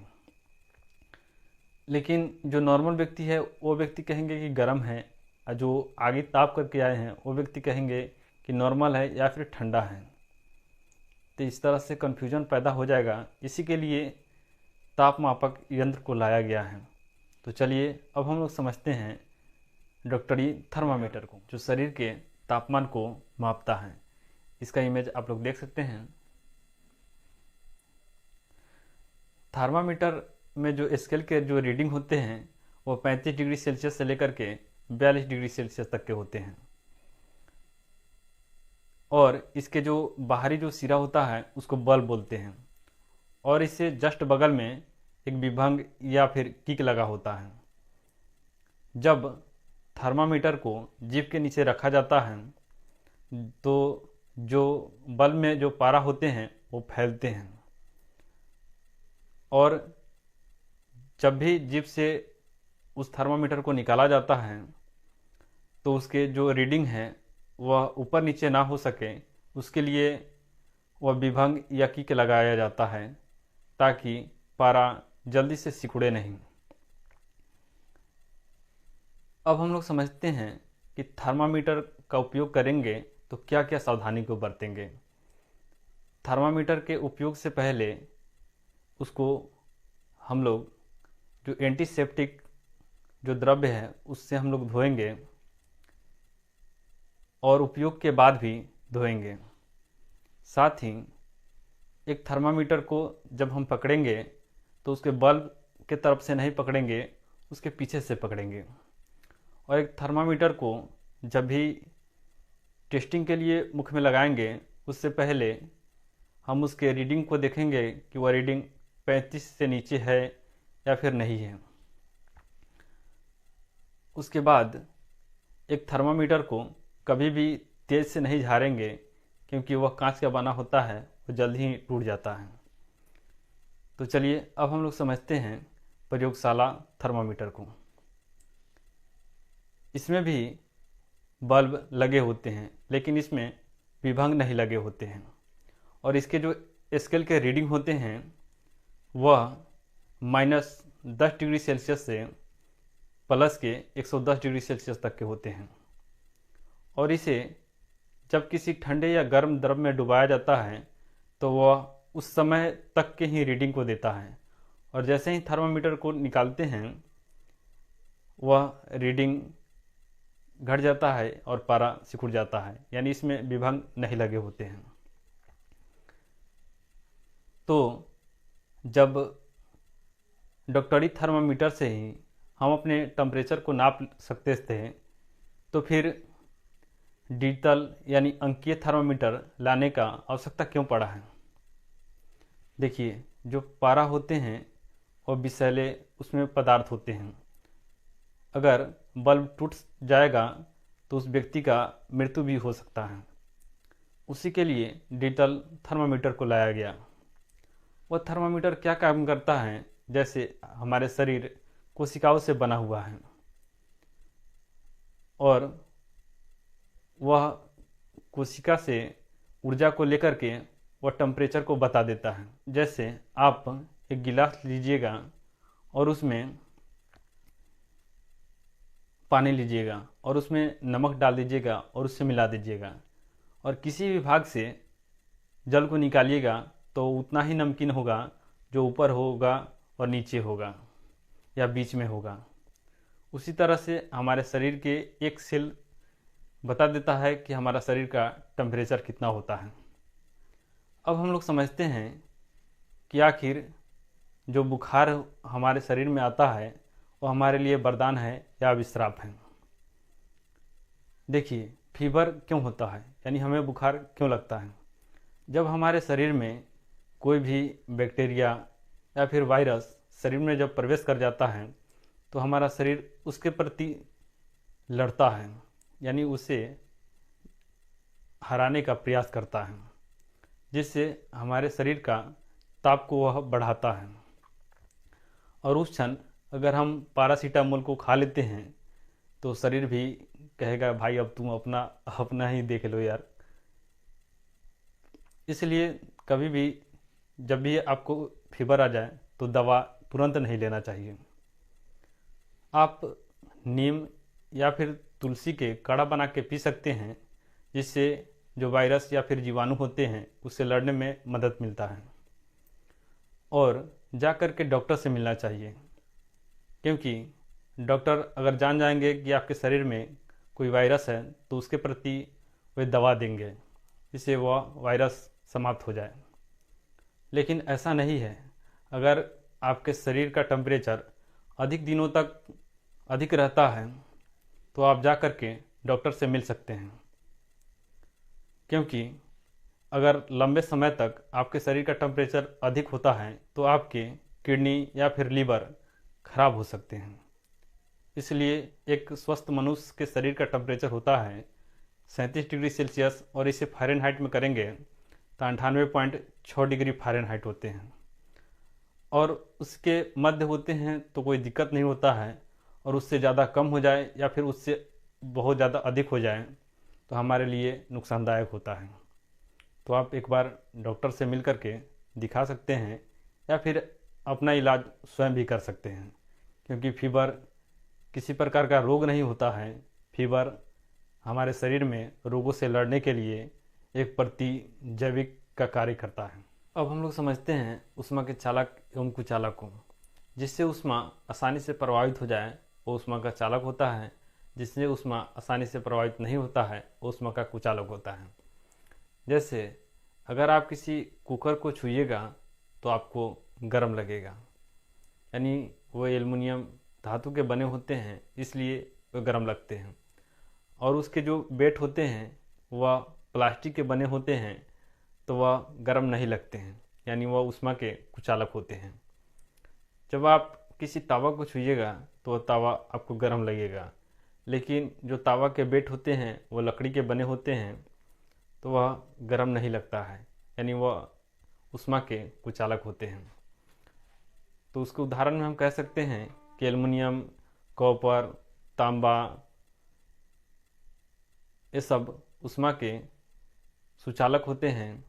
लकड़ी, प्लास्टिक, ये सब ऊष्मा के कुचालक होते हैं। अब हम लोग समझते हैं ऊष्मा के स्थानांतरण को।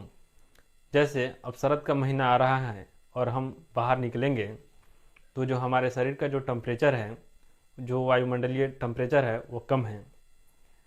तो क्या होगा, जो ठंडी हवा है वो हमारे शरीर में प्रवेश करेगा और हमारे शरीर का जो गर्म हवा है वो वायुमंडल में जाएगा। यही होता है ऊर्जा का स्थानांतरण। तो चलिए अब हम लोग समझते हैं चालन को।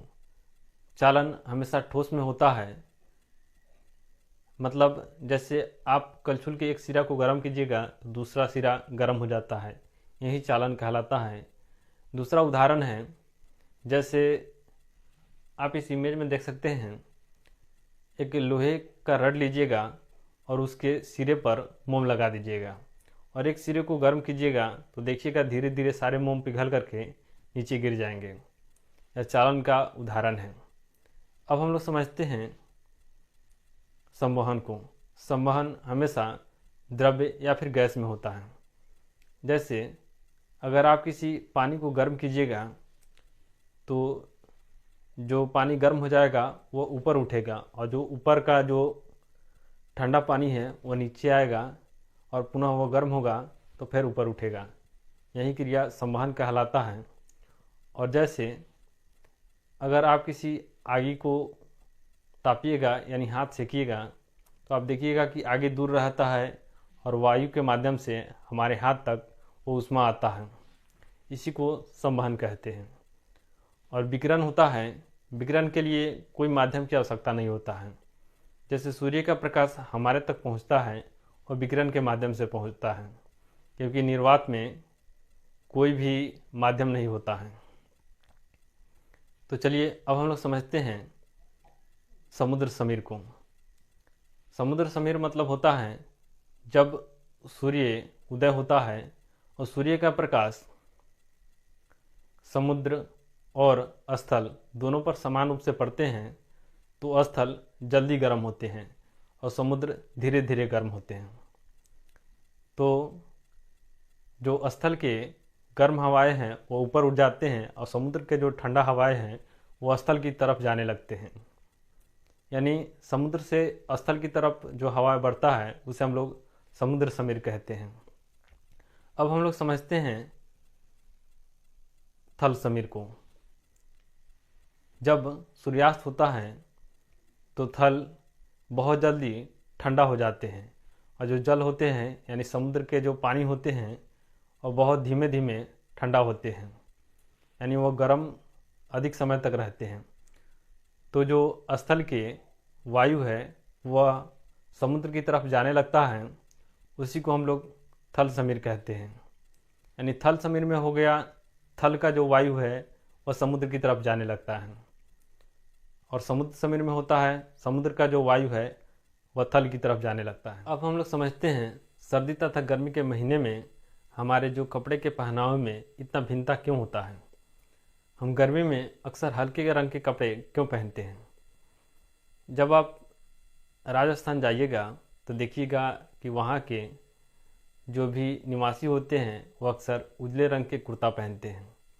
वो इसलिए पहनते हैं क्योंकि उजला जो रंग होता है वह प्रकाश के या फिर ऊष्मा के परावर्तित करता रहता है और जो काले रंग के कपड़े होते हैं वो ऊष्मा को सोखते रहते हैं।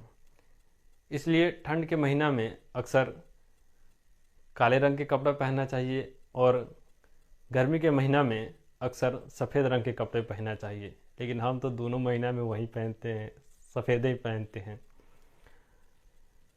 और साथ ही जब ठंडी के महीना जब आता है तो आप देखते हैं कि आप एक मोटा कंबल को ओढ़िएगा, उसके अपेक्षा में आप किसी दो पतले पतले कंबल को लेकर के उड़िएगा तो आपको ठंड कम लगेगा, क्योंकि उसके बीच में वायु प्रवेश कर जाता है और जो वायु होता है वो ऊष्मा का कुचालक होता है, जिससे ठंड बहुत कम लगता है। अब हम लोग इस चैप्टर से रिलेटेड कुछ ऑब्जेक्टिव क्वेश्चन को समझते हैं। आप लोग भी साथ साथ उत्तर दें। यह बताइए कि एक प्रयोगशाला में जो प्रयोगशाला थर्मामीटर होते हैं उसके स्केल के रीडिंग कितना कितना होते हैं। वह होते हैं -10 डिग्री से लेकर के प्लस के 110 डिग्री। और जो डॉक्टरी थर्मामीटर होते हैं उसके रीडिंग कितना होते हैं। उसके रीडिंग होते हैं 35 डिग्री सेल्सियस से लेकर के 42 डिग्री सेल्सियस तक के। जो थर्मामीटर होते हैं डॉक्टरी थर्मामीटर, उसके जो बाहरी के सिरा होते हैं उसको क्या बोलते हैं, उसको बल्ब बोलते हैं। उसमें क्या भरा होता है तो उसमें पारा भरा होता है। पारा किस तरह का पदार्थ है तो वह विषाक्त पदार्थ है। आप लोग बताइए कि सूर्य का प्रकाश हमारे तक पहुंचता है किस विधि के माध्यम से पहुंचता है, तो वह है विकिरण। जो जल होता है वह वाष्पीकरण होता है, वह किस प्रक्रिया द्वारा होता है, तो वह होता है संवहन। अगर आप किसी छड़ के एक सिरे को गर्म कीजिएगा तो दूसरा सिरा भी गर्म हो जाता है। वह किस कारण से होता है, तो वह होता है चालन।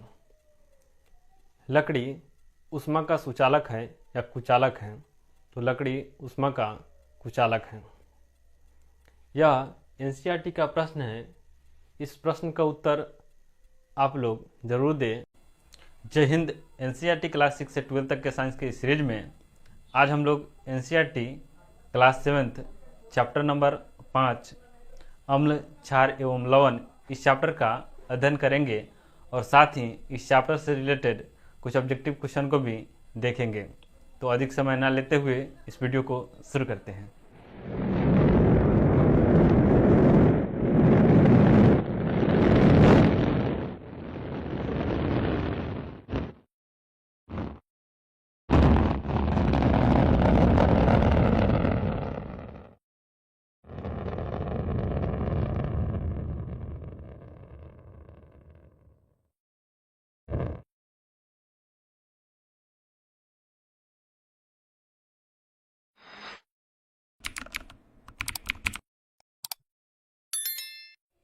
इस वीडियो में हम लोग किन किन टॉपिकों पर बात करेंगे, तो चलिए देखते हैं।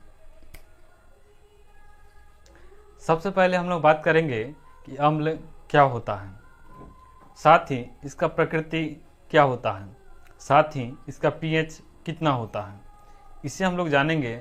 साथ ही हम लोग कुछ अम्ल एवं उनके स्रोत के बारे में जानेंगे। साथ ही हम लोग जानेंगे कि क्षार क्या होता है, इसका प्रकृति कैसा होता है, इसका पीएच कितना होता है, तथा कुछ क्षारक एवं उनके स्रोत के बारे में जानेंगे। साथ ही हम लोग सूचक, इसमें 2 सूचक के बारे में जानेंगे, प्राकृतिक सूचक और मानव निर्मित सूचक। प्राकृतिक सूचक में 3 सूचकों के बारे में बात करेंगे। पहला है लिटमस, दूसरा है हल्दी और तीसरा है गुड़हल के पुष्प। साथ ही हम लोग मानव निर्मित सूचक में पढ़ेंगे फिनोप्थिलीन के बारे में। साथ ही उदासीनीकरण के बारे में पढ़ेंगे और हमारे दैनिक जीवन में उदासीनीकरण के कुछ उदाहरणों के बारे में पढ़ेंगे, जैसे अपाचन, चिट्टी का डंक, मृदा उपचार, कारखाने का अपशिष्ट। साथ ही हम लोग यह बात करेंगे कि आखिर लड़कियों को खट्टी चीज़ें जैसे इमली, अचार, पानी पूरी आखिर क्यों पसंद होता है। साथ ही हम लोग बात करेंगे कि एसिड रेन यानी अम्ल वर्षा क्या होता है और दंत क्षय अम्ल के कारण कैसे होता है।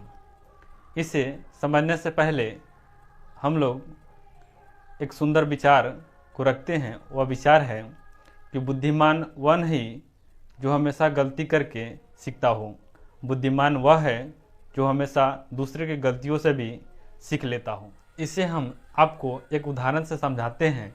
एक पुलिस वाला होता है और एक आम व्यक्ति होते हैं।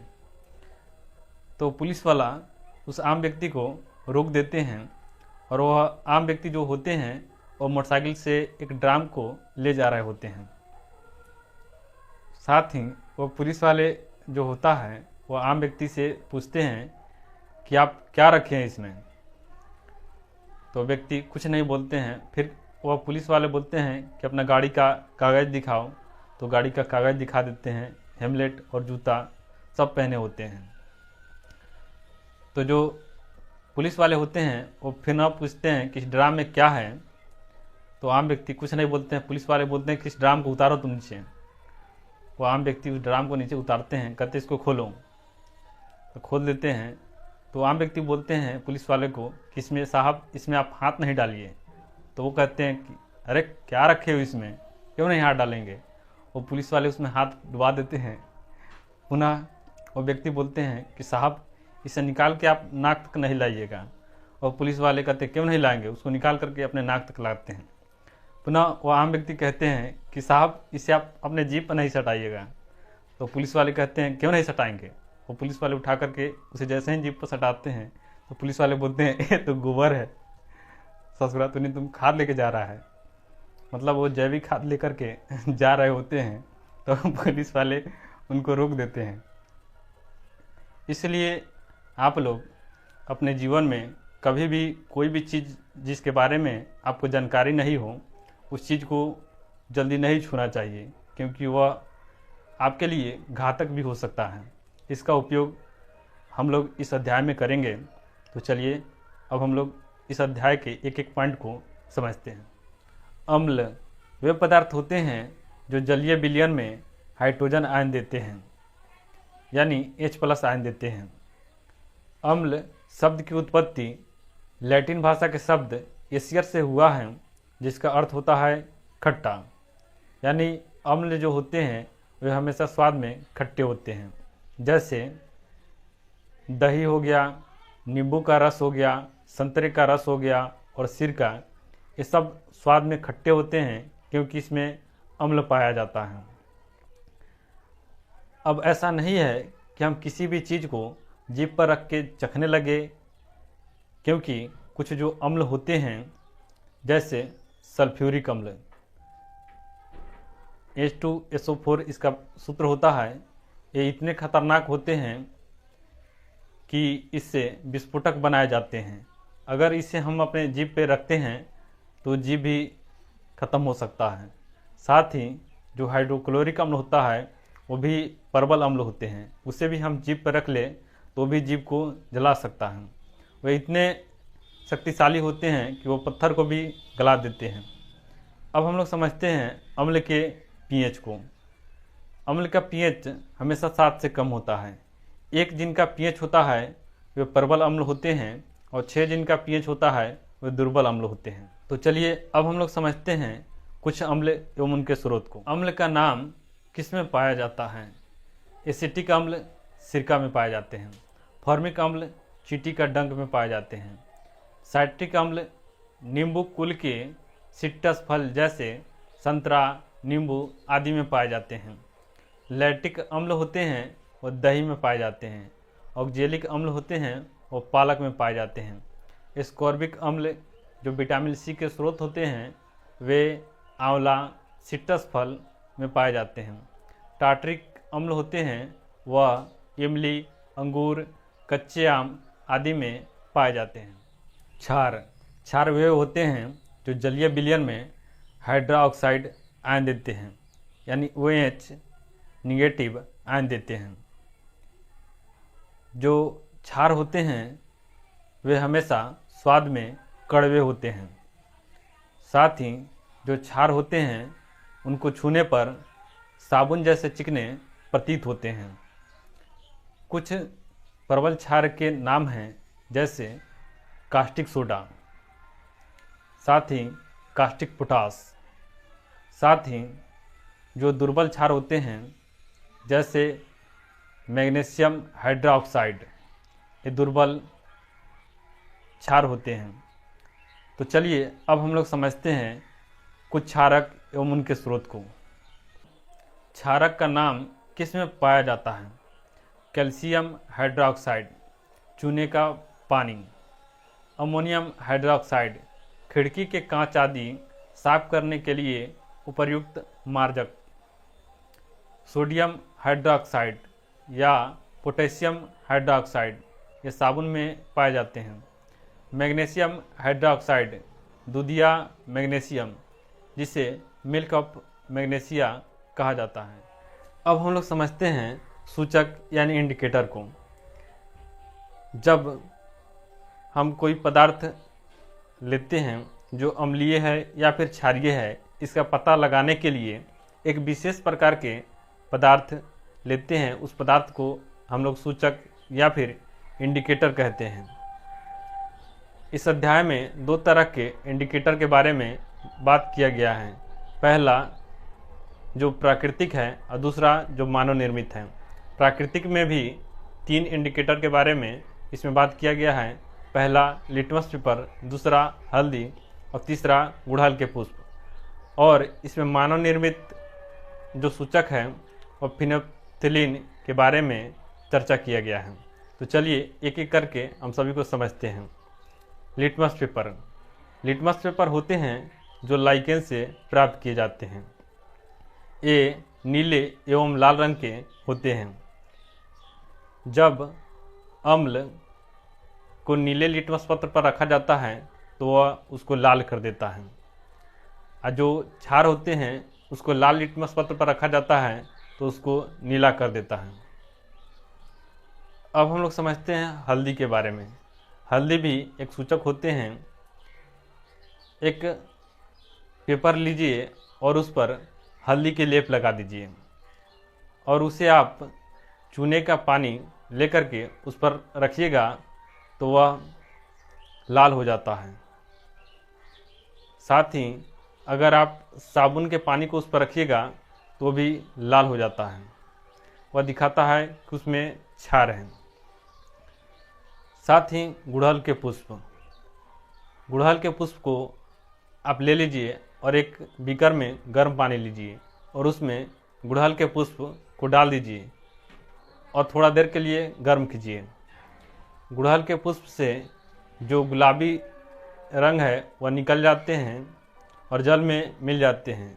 उस सूचक को आप ले लीजिए और उसमें आप अम्ल डालिएगा तो वह गहरा गुलाबी हो जाएगा, यानी मैजेंटा रंग धारण कर लेगा।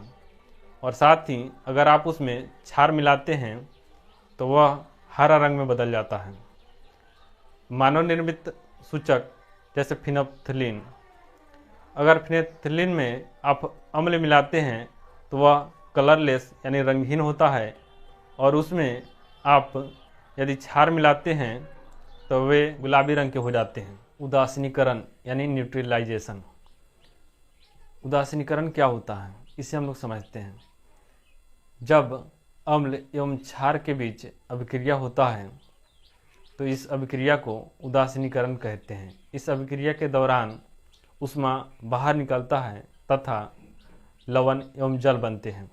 जैसे हम उदाहरण देते हैं कि आप हाइड्रोक्लोरिक अम्ल साथ ही सोडियम हाइड्रोक्साइड को जब अभिक्रिया कराते हैं तो NaCl यानी सोडियम क्लोराइड प्लस वाटर यानी H2O जल बनता है, और साथ ही ऊष्मा यानी हीट बाहर निकलता है। तो चलिए अब हम लोग समझते हैं दैनिक जीवन में उदासीनीकरण के कुछ उदाहरण। अपाचन, हमारे जो शरीर हैं, हमारे पेट में हाइड्रोक्लोरिक अम्ल पाए जाते हैं। अगर हम लंबे समय तक भूखे रहते हैं तो हाइड्रोक्लोरिक अम्ल की मात्रा शरीर में बढ़ जाता है। या फिर जब हम तैलीय या फिर जब हम जो मिर्चाइत जब भोजन करते हैं और उसके बाद पानी पी लेते हैं तो हमारे शरीर में एसिड बनते हैं, यानी हाइड्रोक्लोरिक अम्ल ज़्यादा बनने लगते हैं। उसको दूर करने के लिए हम मिल्क ऑफ मैग्नीशिया यानी मैग्नीशियम हाइड्रोक्साइड यानी MgOH होल ट्वाइस लेते हैं, जिससे हम लोग अपाचन को दूर करते हैं। यानी जब अम्ल क्षार से अभिक्रिया करता है तो लवण एवं जल बनता है, जिससे हमारा अपाचन की क्रिया सही हो जाता है। अब हम लोग समझते हैं चींटी का डंक। चींटी के डंक में फॉर्मिक अम्ल पाए जाते हैं। इसके उपचार के लिए नमयुक्त खाने का सोडा, सोडियम हाइड्रोकार्बोनेट या कैलेमाइन विलयन यानी जिंक कार्बोनेट का उपयोग करते हैं। जब मृदा अम्लीय या क्षारीय प्रकृति के होते हैं तो इसके उपचार के लिए हम लोग क्या करेंगे। सबसे पहले जब मृदा अम्लीय हो जाए तो हमें बिना भुजा हुआ चूना या फिर भुजा हुआ चूना का उपयोग करते हैं।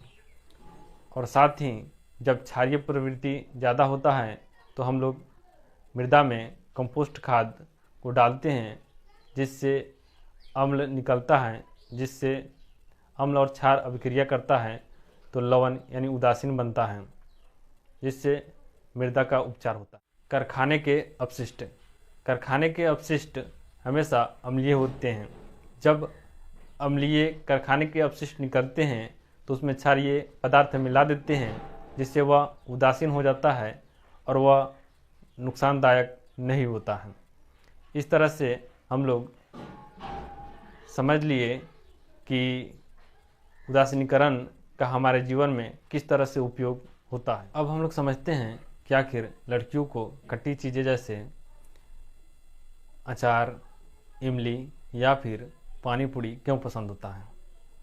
क्योंकि उनके शरीर से ब्लड पीरियड के रूप में निकलता है, और जो खट्टे चीज़ें यानी जिसमें विटामिन सी होता है वह आयरन के अब्जॉर्प्शन के लिए बहुत ही उपयोगी होता है। इसके लिए उन्हें खट्टे चीज़ें ज़्यादा पसंद होते हैं। आजकल समाज में अगर देखिएगा तो लड़के को कुछ अलग नज़र से एवं लड़कियों को कुछ अलग नज़र से देखा जाता है। साथ ही जब धर्म के बात आता है या फिर कोई धार्मिक जगह पर जाने की बात होता है तो उसमें बहुत ही मतभेद हो जाता है। शास्त्र पढ़ने पर भी उन्हें बहुत ही प्रतिबंध लगा दिया जाता है। जब अपने देश में जब वेद लिखे जा रहे थे तो उसमें भी गार्गी एवं मैत्रेयी के उल्लेख मिलते हैं, लेकिन आजकल समाज में शास्त्रों से नारियों को वंचित भी किया जाता है, क्योंकि उन्हें शास्त्र के प्रति रोका जाता है। साथ ही किसी भी देवी देवता के प्रति या कहा जाता है कि आप उस देवी को नहीं पूछ सकते या फिर आप उस देवता को नहीं पूछ सकते। ऐसा कोई ज़रूरी नहीं है। या फिर लड़की अपवित्र नहीं होती है। अगर अपवित्र होती तो उन्हीं के ब्लड से हम लोग भी जन्म लेते हैं, तो हम कैसे पवित्र हो सकते हैं। इसलिए इस समाज को समझना चाहिए एवं नारी को समान अधिकार देना चाहिए। साथ ही अब हम लोग समझते हैं एसिड वर्षा यानी अम्लीय वर्षा कैसे होता है। जब वातावरण में प्रदूषण अधिक फैल जाता है तो अम्लीय वर्षा होता है, जिसके कारण जो ताजमहल है उसके जो रंग है वो फीके पड़ रहे हैं। साथ ही अब हम लोग समझते हैं कि जो दंत होता है वो दंत क्षय कैसे होता है। दंत क्षय होने का कारण है कि अगर हम किसी मीठे चीज़ को खा करके रात को सो जाते हैं तो हमारे दांत में कुछ बैक्टीरिया पनपने लगते हैं, जिससे हमारे दांतों में अम्ल उत्पन्न करते हैं। अगर हम नीम या फिर बबूल के दातुन से मुंह धोते हैं, उसमें क्षार होता है, तो अम्ल एवं क्षार मिलकर उसको उदासीन कर देता है एवं उस बैक्टीरिया को भी मारने का कार्य करता है। अब हम लोग इस चैप्टर से रिलेटेड कुछ ऑब्जेक्टिव क्वेश्चन को पूछते हैं। आप लोग भी इन प्रश्नों का उत्तर साथ साथ दें। दही में कौन सा अम्ल पाया जाता है? लैक्टिक अम्ल। जो अम्ल का पीएच कितना होता है? 7 से कम होता है। अम्ल की प्रकृति कैसा होता है?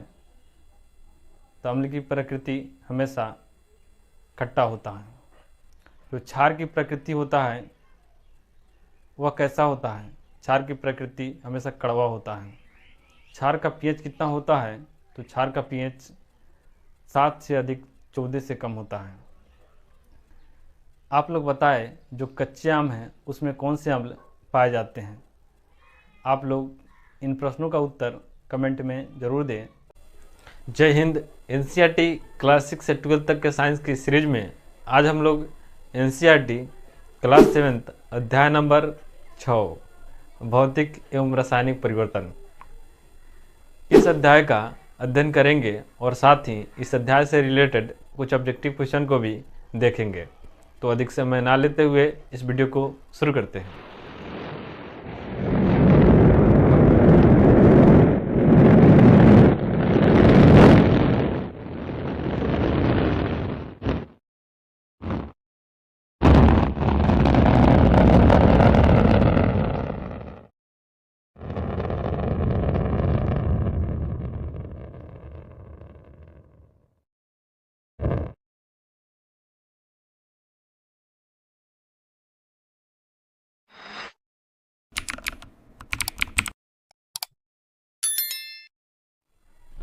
इस अध्याय में हम लोग किन किन टॉपिकों पर बात करेंगे, तो चलिए देखते हैं। सबसे पहले इसमें हम लोग बात करेंगे कि भौतिक परिवर्तन क्या होता है एवं इसके कुछ उदाहरणों के बारे में। दूसरे में हम लोग बात करेंगे कि रासायनिक परिवर्तन क्या होता है एवं इसके कुछ उदाहरणों के बारे में। साथ ही हम लोग रासायनिक परिवर्तन से रिलेटेड कुछ समीकरणों के बारे में भी चर्चा करेंगे। और लोहे पर जंग क्यों लगता है एवं क्रिस्टलीकरण क्या होता है, इसके बारे में इस अध्याय में हम लोग जानेंगे। तो चलिए एक एक करके इन सभी टॉपिकों के बारे में हम लोग समझ लेते हैं। भौतिक परिवर्तन वह परिवर्तन जिसमें किसी पदार्थ के भौतिक गुणों में परिवर्तन होता है, भौतिक परिवर्तन कहलाता है। तो अब मन में यह प्रश्न उठता है कि भौतिक गुण क्या होते हैं। किसी पदार्थ के आकार, माप यानी साइज, रंग, अवस्था जैसे गुण भौतिक गुण कहलाते हैं। इसका हम आपको कुछ उदाहरण देते हैं। जैसे जब हम लोग छोटे थे तो जब माताजी रोटी को बेलती थी तो उस समय हम लोग उसको गोला कर करके और उसे चिड़िया बना देते थे। तो वह क्या करते थे, उसके आकार में हम लोग परिवर्तन ला देते थे। तो वह एक भौतिक परिवर्तन का उदाहरण है। साथ ही जब आप किसी लकड़ी को देखते होंगे जो बड़ा है, उसको आप लोग छोटे छोटे काट देते होंगे, या फिर कागज़ के टुकड़े जो बड़े होते हैं उसको आप छोटे छोटे टुकड़ों में काट देते हैं, तो वह भी एक भौतिक परिवर्तन का उदाहरण है। साथ ही अब हम लोग समझते हैं कि रंग में परिवर्तन, जैसे आप किसी लोहे को लीजिएगा और उसको गर्म कीजिएगा तो वह लाल दिखने लगता है, तो वह भी एक भौतिक परिवर्तन का उदाहरण है। जब आप किसी मोमबत्ती को पिघलाइएगा तो उसके अवस्था में परिवर्तन आ जाता है, वह भी एक भौतिक परिवर्तन का उदाहरण है। या फिर जब आप जल को ठंडा कीजिएगा तो वह बर्फ़ बन जाता है, तो वह भी एक भौतिक परिवर्तन का उदाहरण है, यानी उसके अवस्था में परिवर्तन होता है। इससे यह निष्कर्ष निकलता है कि भौतिक परिवर्तन उत्क्रमणीय होता है, साथ ही इससे कोई नया पदार्थ नहीं बनता है। जैसे अगर आप जैसे जल को ठंडा कीजिएगा तो वह बर्फ़ बन जाएगा, फिर उसको गर्म कीजिएगा तो वह जल बन जाएगा, फिर उसको ज़्यादा गर्म कीजिएगा तो वह भाप बन जाएगा, फिर ऊपर जाएगा, संघनित होकर बादल बनेगा, फिर वह बारिश के रूप में धरती पर गिरेगा। लेकिन यह प्रोसेस चल रहा है, इसमें कोई नया पदार्थ नहीं बन रहा है और यह परिवर्तन उत्क्रमणीय हो रहा है, यानी रिवर्सिबल हो रहा है। तो अब हम लोग समझते हैं रासायनिक परिवर्तन के बारे में। वह परिवर्तन जिसमें एक या एक से अधिक नए पदार्थों का निर्माण होता है रासायनिक परिवर्तन कहलाता है। इसके कुछ उदाहरण देते हैं, जैसे लोहे पर जंग लगना, कोयले का जलना, मोमबत्ती का जलना, लकड़ी का जलना। साथ ही अगर दूध है उसमें हम लोग जोरन डाल देते हैं तो दही बनना, या फिर जो फल है उसको छोड़ देने पर वह काला पड़ना रासायनिक परिवर्तन का उदाहरण है। इससे हमें यह निष्कर्ष निकलता है कि रासायनिक परिवर्तन को उल्टा नहीं किया जा सकता है, यानी यह अनुत्क्रमणीय परिवर्तन होता है। साथ ही इससे नए पदार्थों का निर्माण होता है। रासायनिक परिवर्तन को रासायनिक अभिक्रिया भी कहते हैं।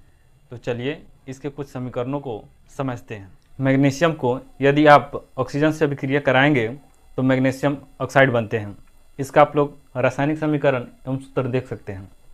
यानी मैग्नीशियम के आप फीता लीजिएगा और उसे साफ कर लीजिएगा और उसे ऑक्सीजन के उपस्थिति में दहन कराइएगा तो एक श्वेत प्रकाश निकलते हैं। उस प्रकाश को आप यदि लंबे समय तक देखिएगा तो आपकी आँख भी खराब हो सकते हैं, इसे सावधानी बरता जाता है।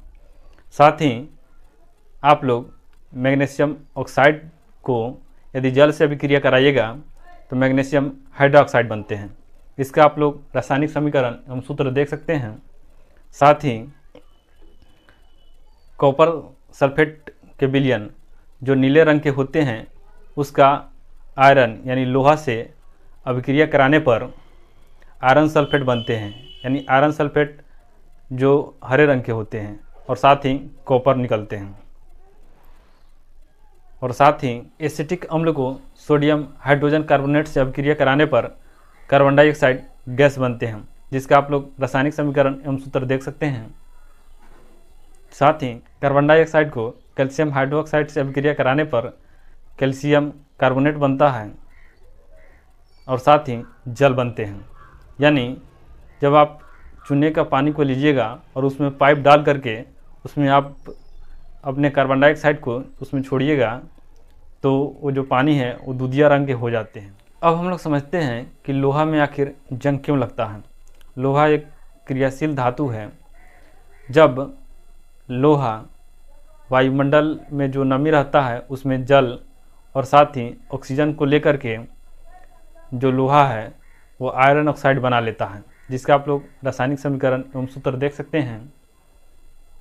यानी लोहा जब जल और ऑक्सीजन के उपस्थिति में आयरन ऑक्साइड बनाता है, जिसके कारण लोहा में जंग लगता है।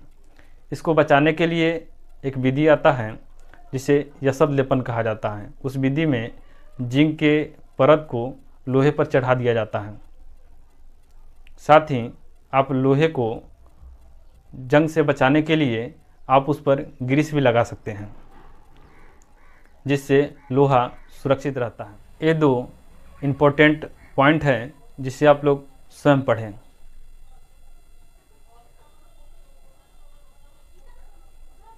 क्रिस्टलीकरण क्या होता है? किसी पदार्थ के शुद्ध तथा बड़ी आमाप के क्रिस्टल उनके विलयन से प्राप्त किए जाते हैं। इस प्रक्रिया को क्रिस्टलीकरण कहा जाता है। यह एक भौतिक परिवर्तन है। इसका उदाहरण हम आपको देते हैं। आप एक बीकर लीजिए और उसमें जल लीजिए और उसमें तन्नु सल्फ्यूरिक अम्ल उसमें मिला दीजिए और उसको गर्म कीजिए और गर्म करते हुए उसमें कॉपर सल्फेट के चूर्ण को उसमें डालिए और कुछ समय बाद जब विलयन ठंडा हो जाए और स्थिर हो जाए तो आप लोग उसके पेनी में देखिएगा तो कॉपर सल्फेट के क्रिस्टल आपको दिखाई देंगे, जिससे आपको पता चलेगा कि यह एक भौतिक परिवर्तन है। तो आप लोग इस अध्याय के भौतिक एवं रासायनिक परिवर्तन के बारे में पूर्ण रूप से समझ चुके हैं। तो चलिए इस अध्याय से रिलेटेड कुछ ऑब्जेक्टिव क्वेश्चन को हम आपसे पूछते हैं। आप भी इसका उत्तर साथ साथ दीजिएगा। सूर्य के प्रकाश की उपस्थिति में पौधे भोजन का निर्माण करते हैं, तो आप लोग बताएं कि फोटोसिंथेसिस भौतिक परिवर्तन है या फिर रासायनिक परिवर्तन है? तो वह एक रासायनिक परिवर्तन के उदाहरण है। आप लोग बताएं कि कागज़ से नाव बनाना कौन से परिवर्तन है? तो वह एक भौतिक परिवर्तन है। साथ ही आप लोग रासायनिक समीकरण के आधार पर जो भी हम आपको समीकरण बताए हैं उसको आप लोग कॉपी में नोट डाउन करें और साथ ही यह एनसीईआरटी का प्रश्न है। इस प्रश्न का उत्तर आप लोग कमेंट में ज़रूर दें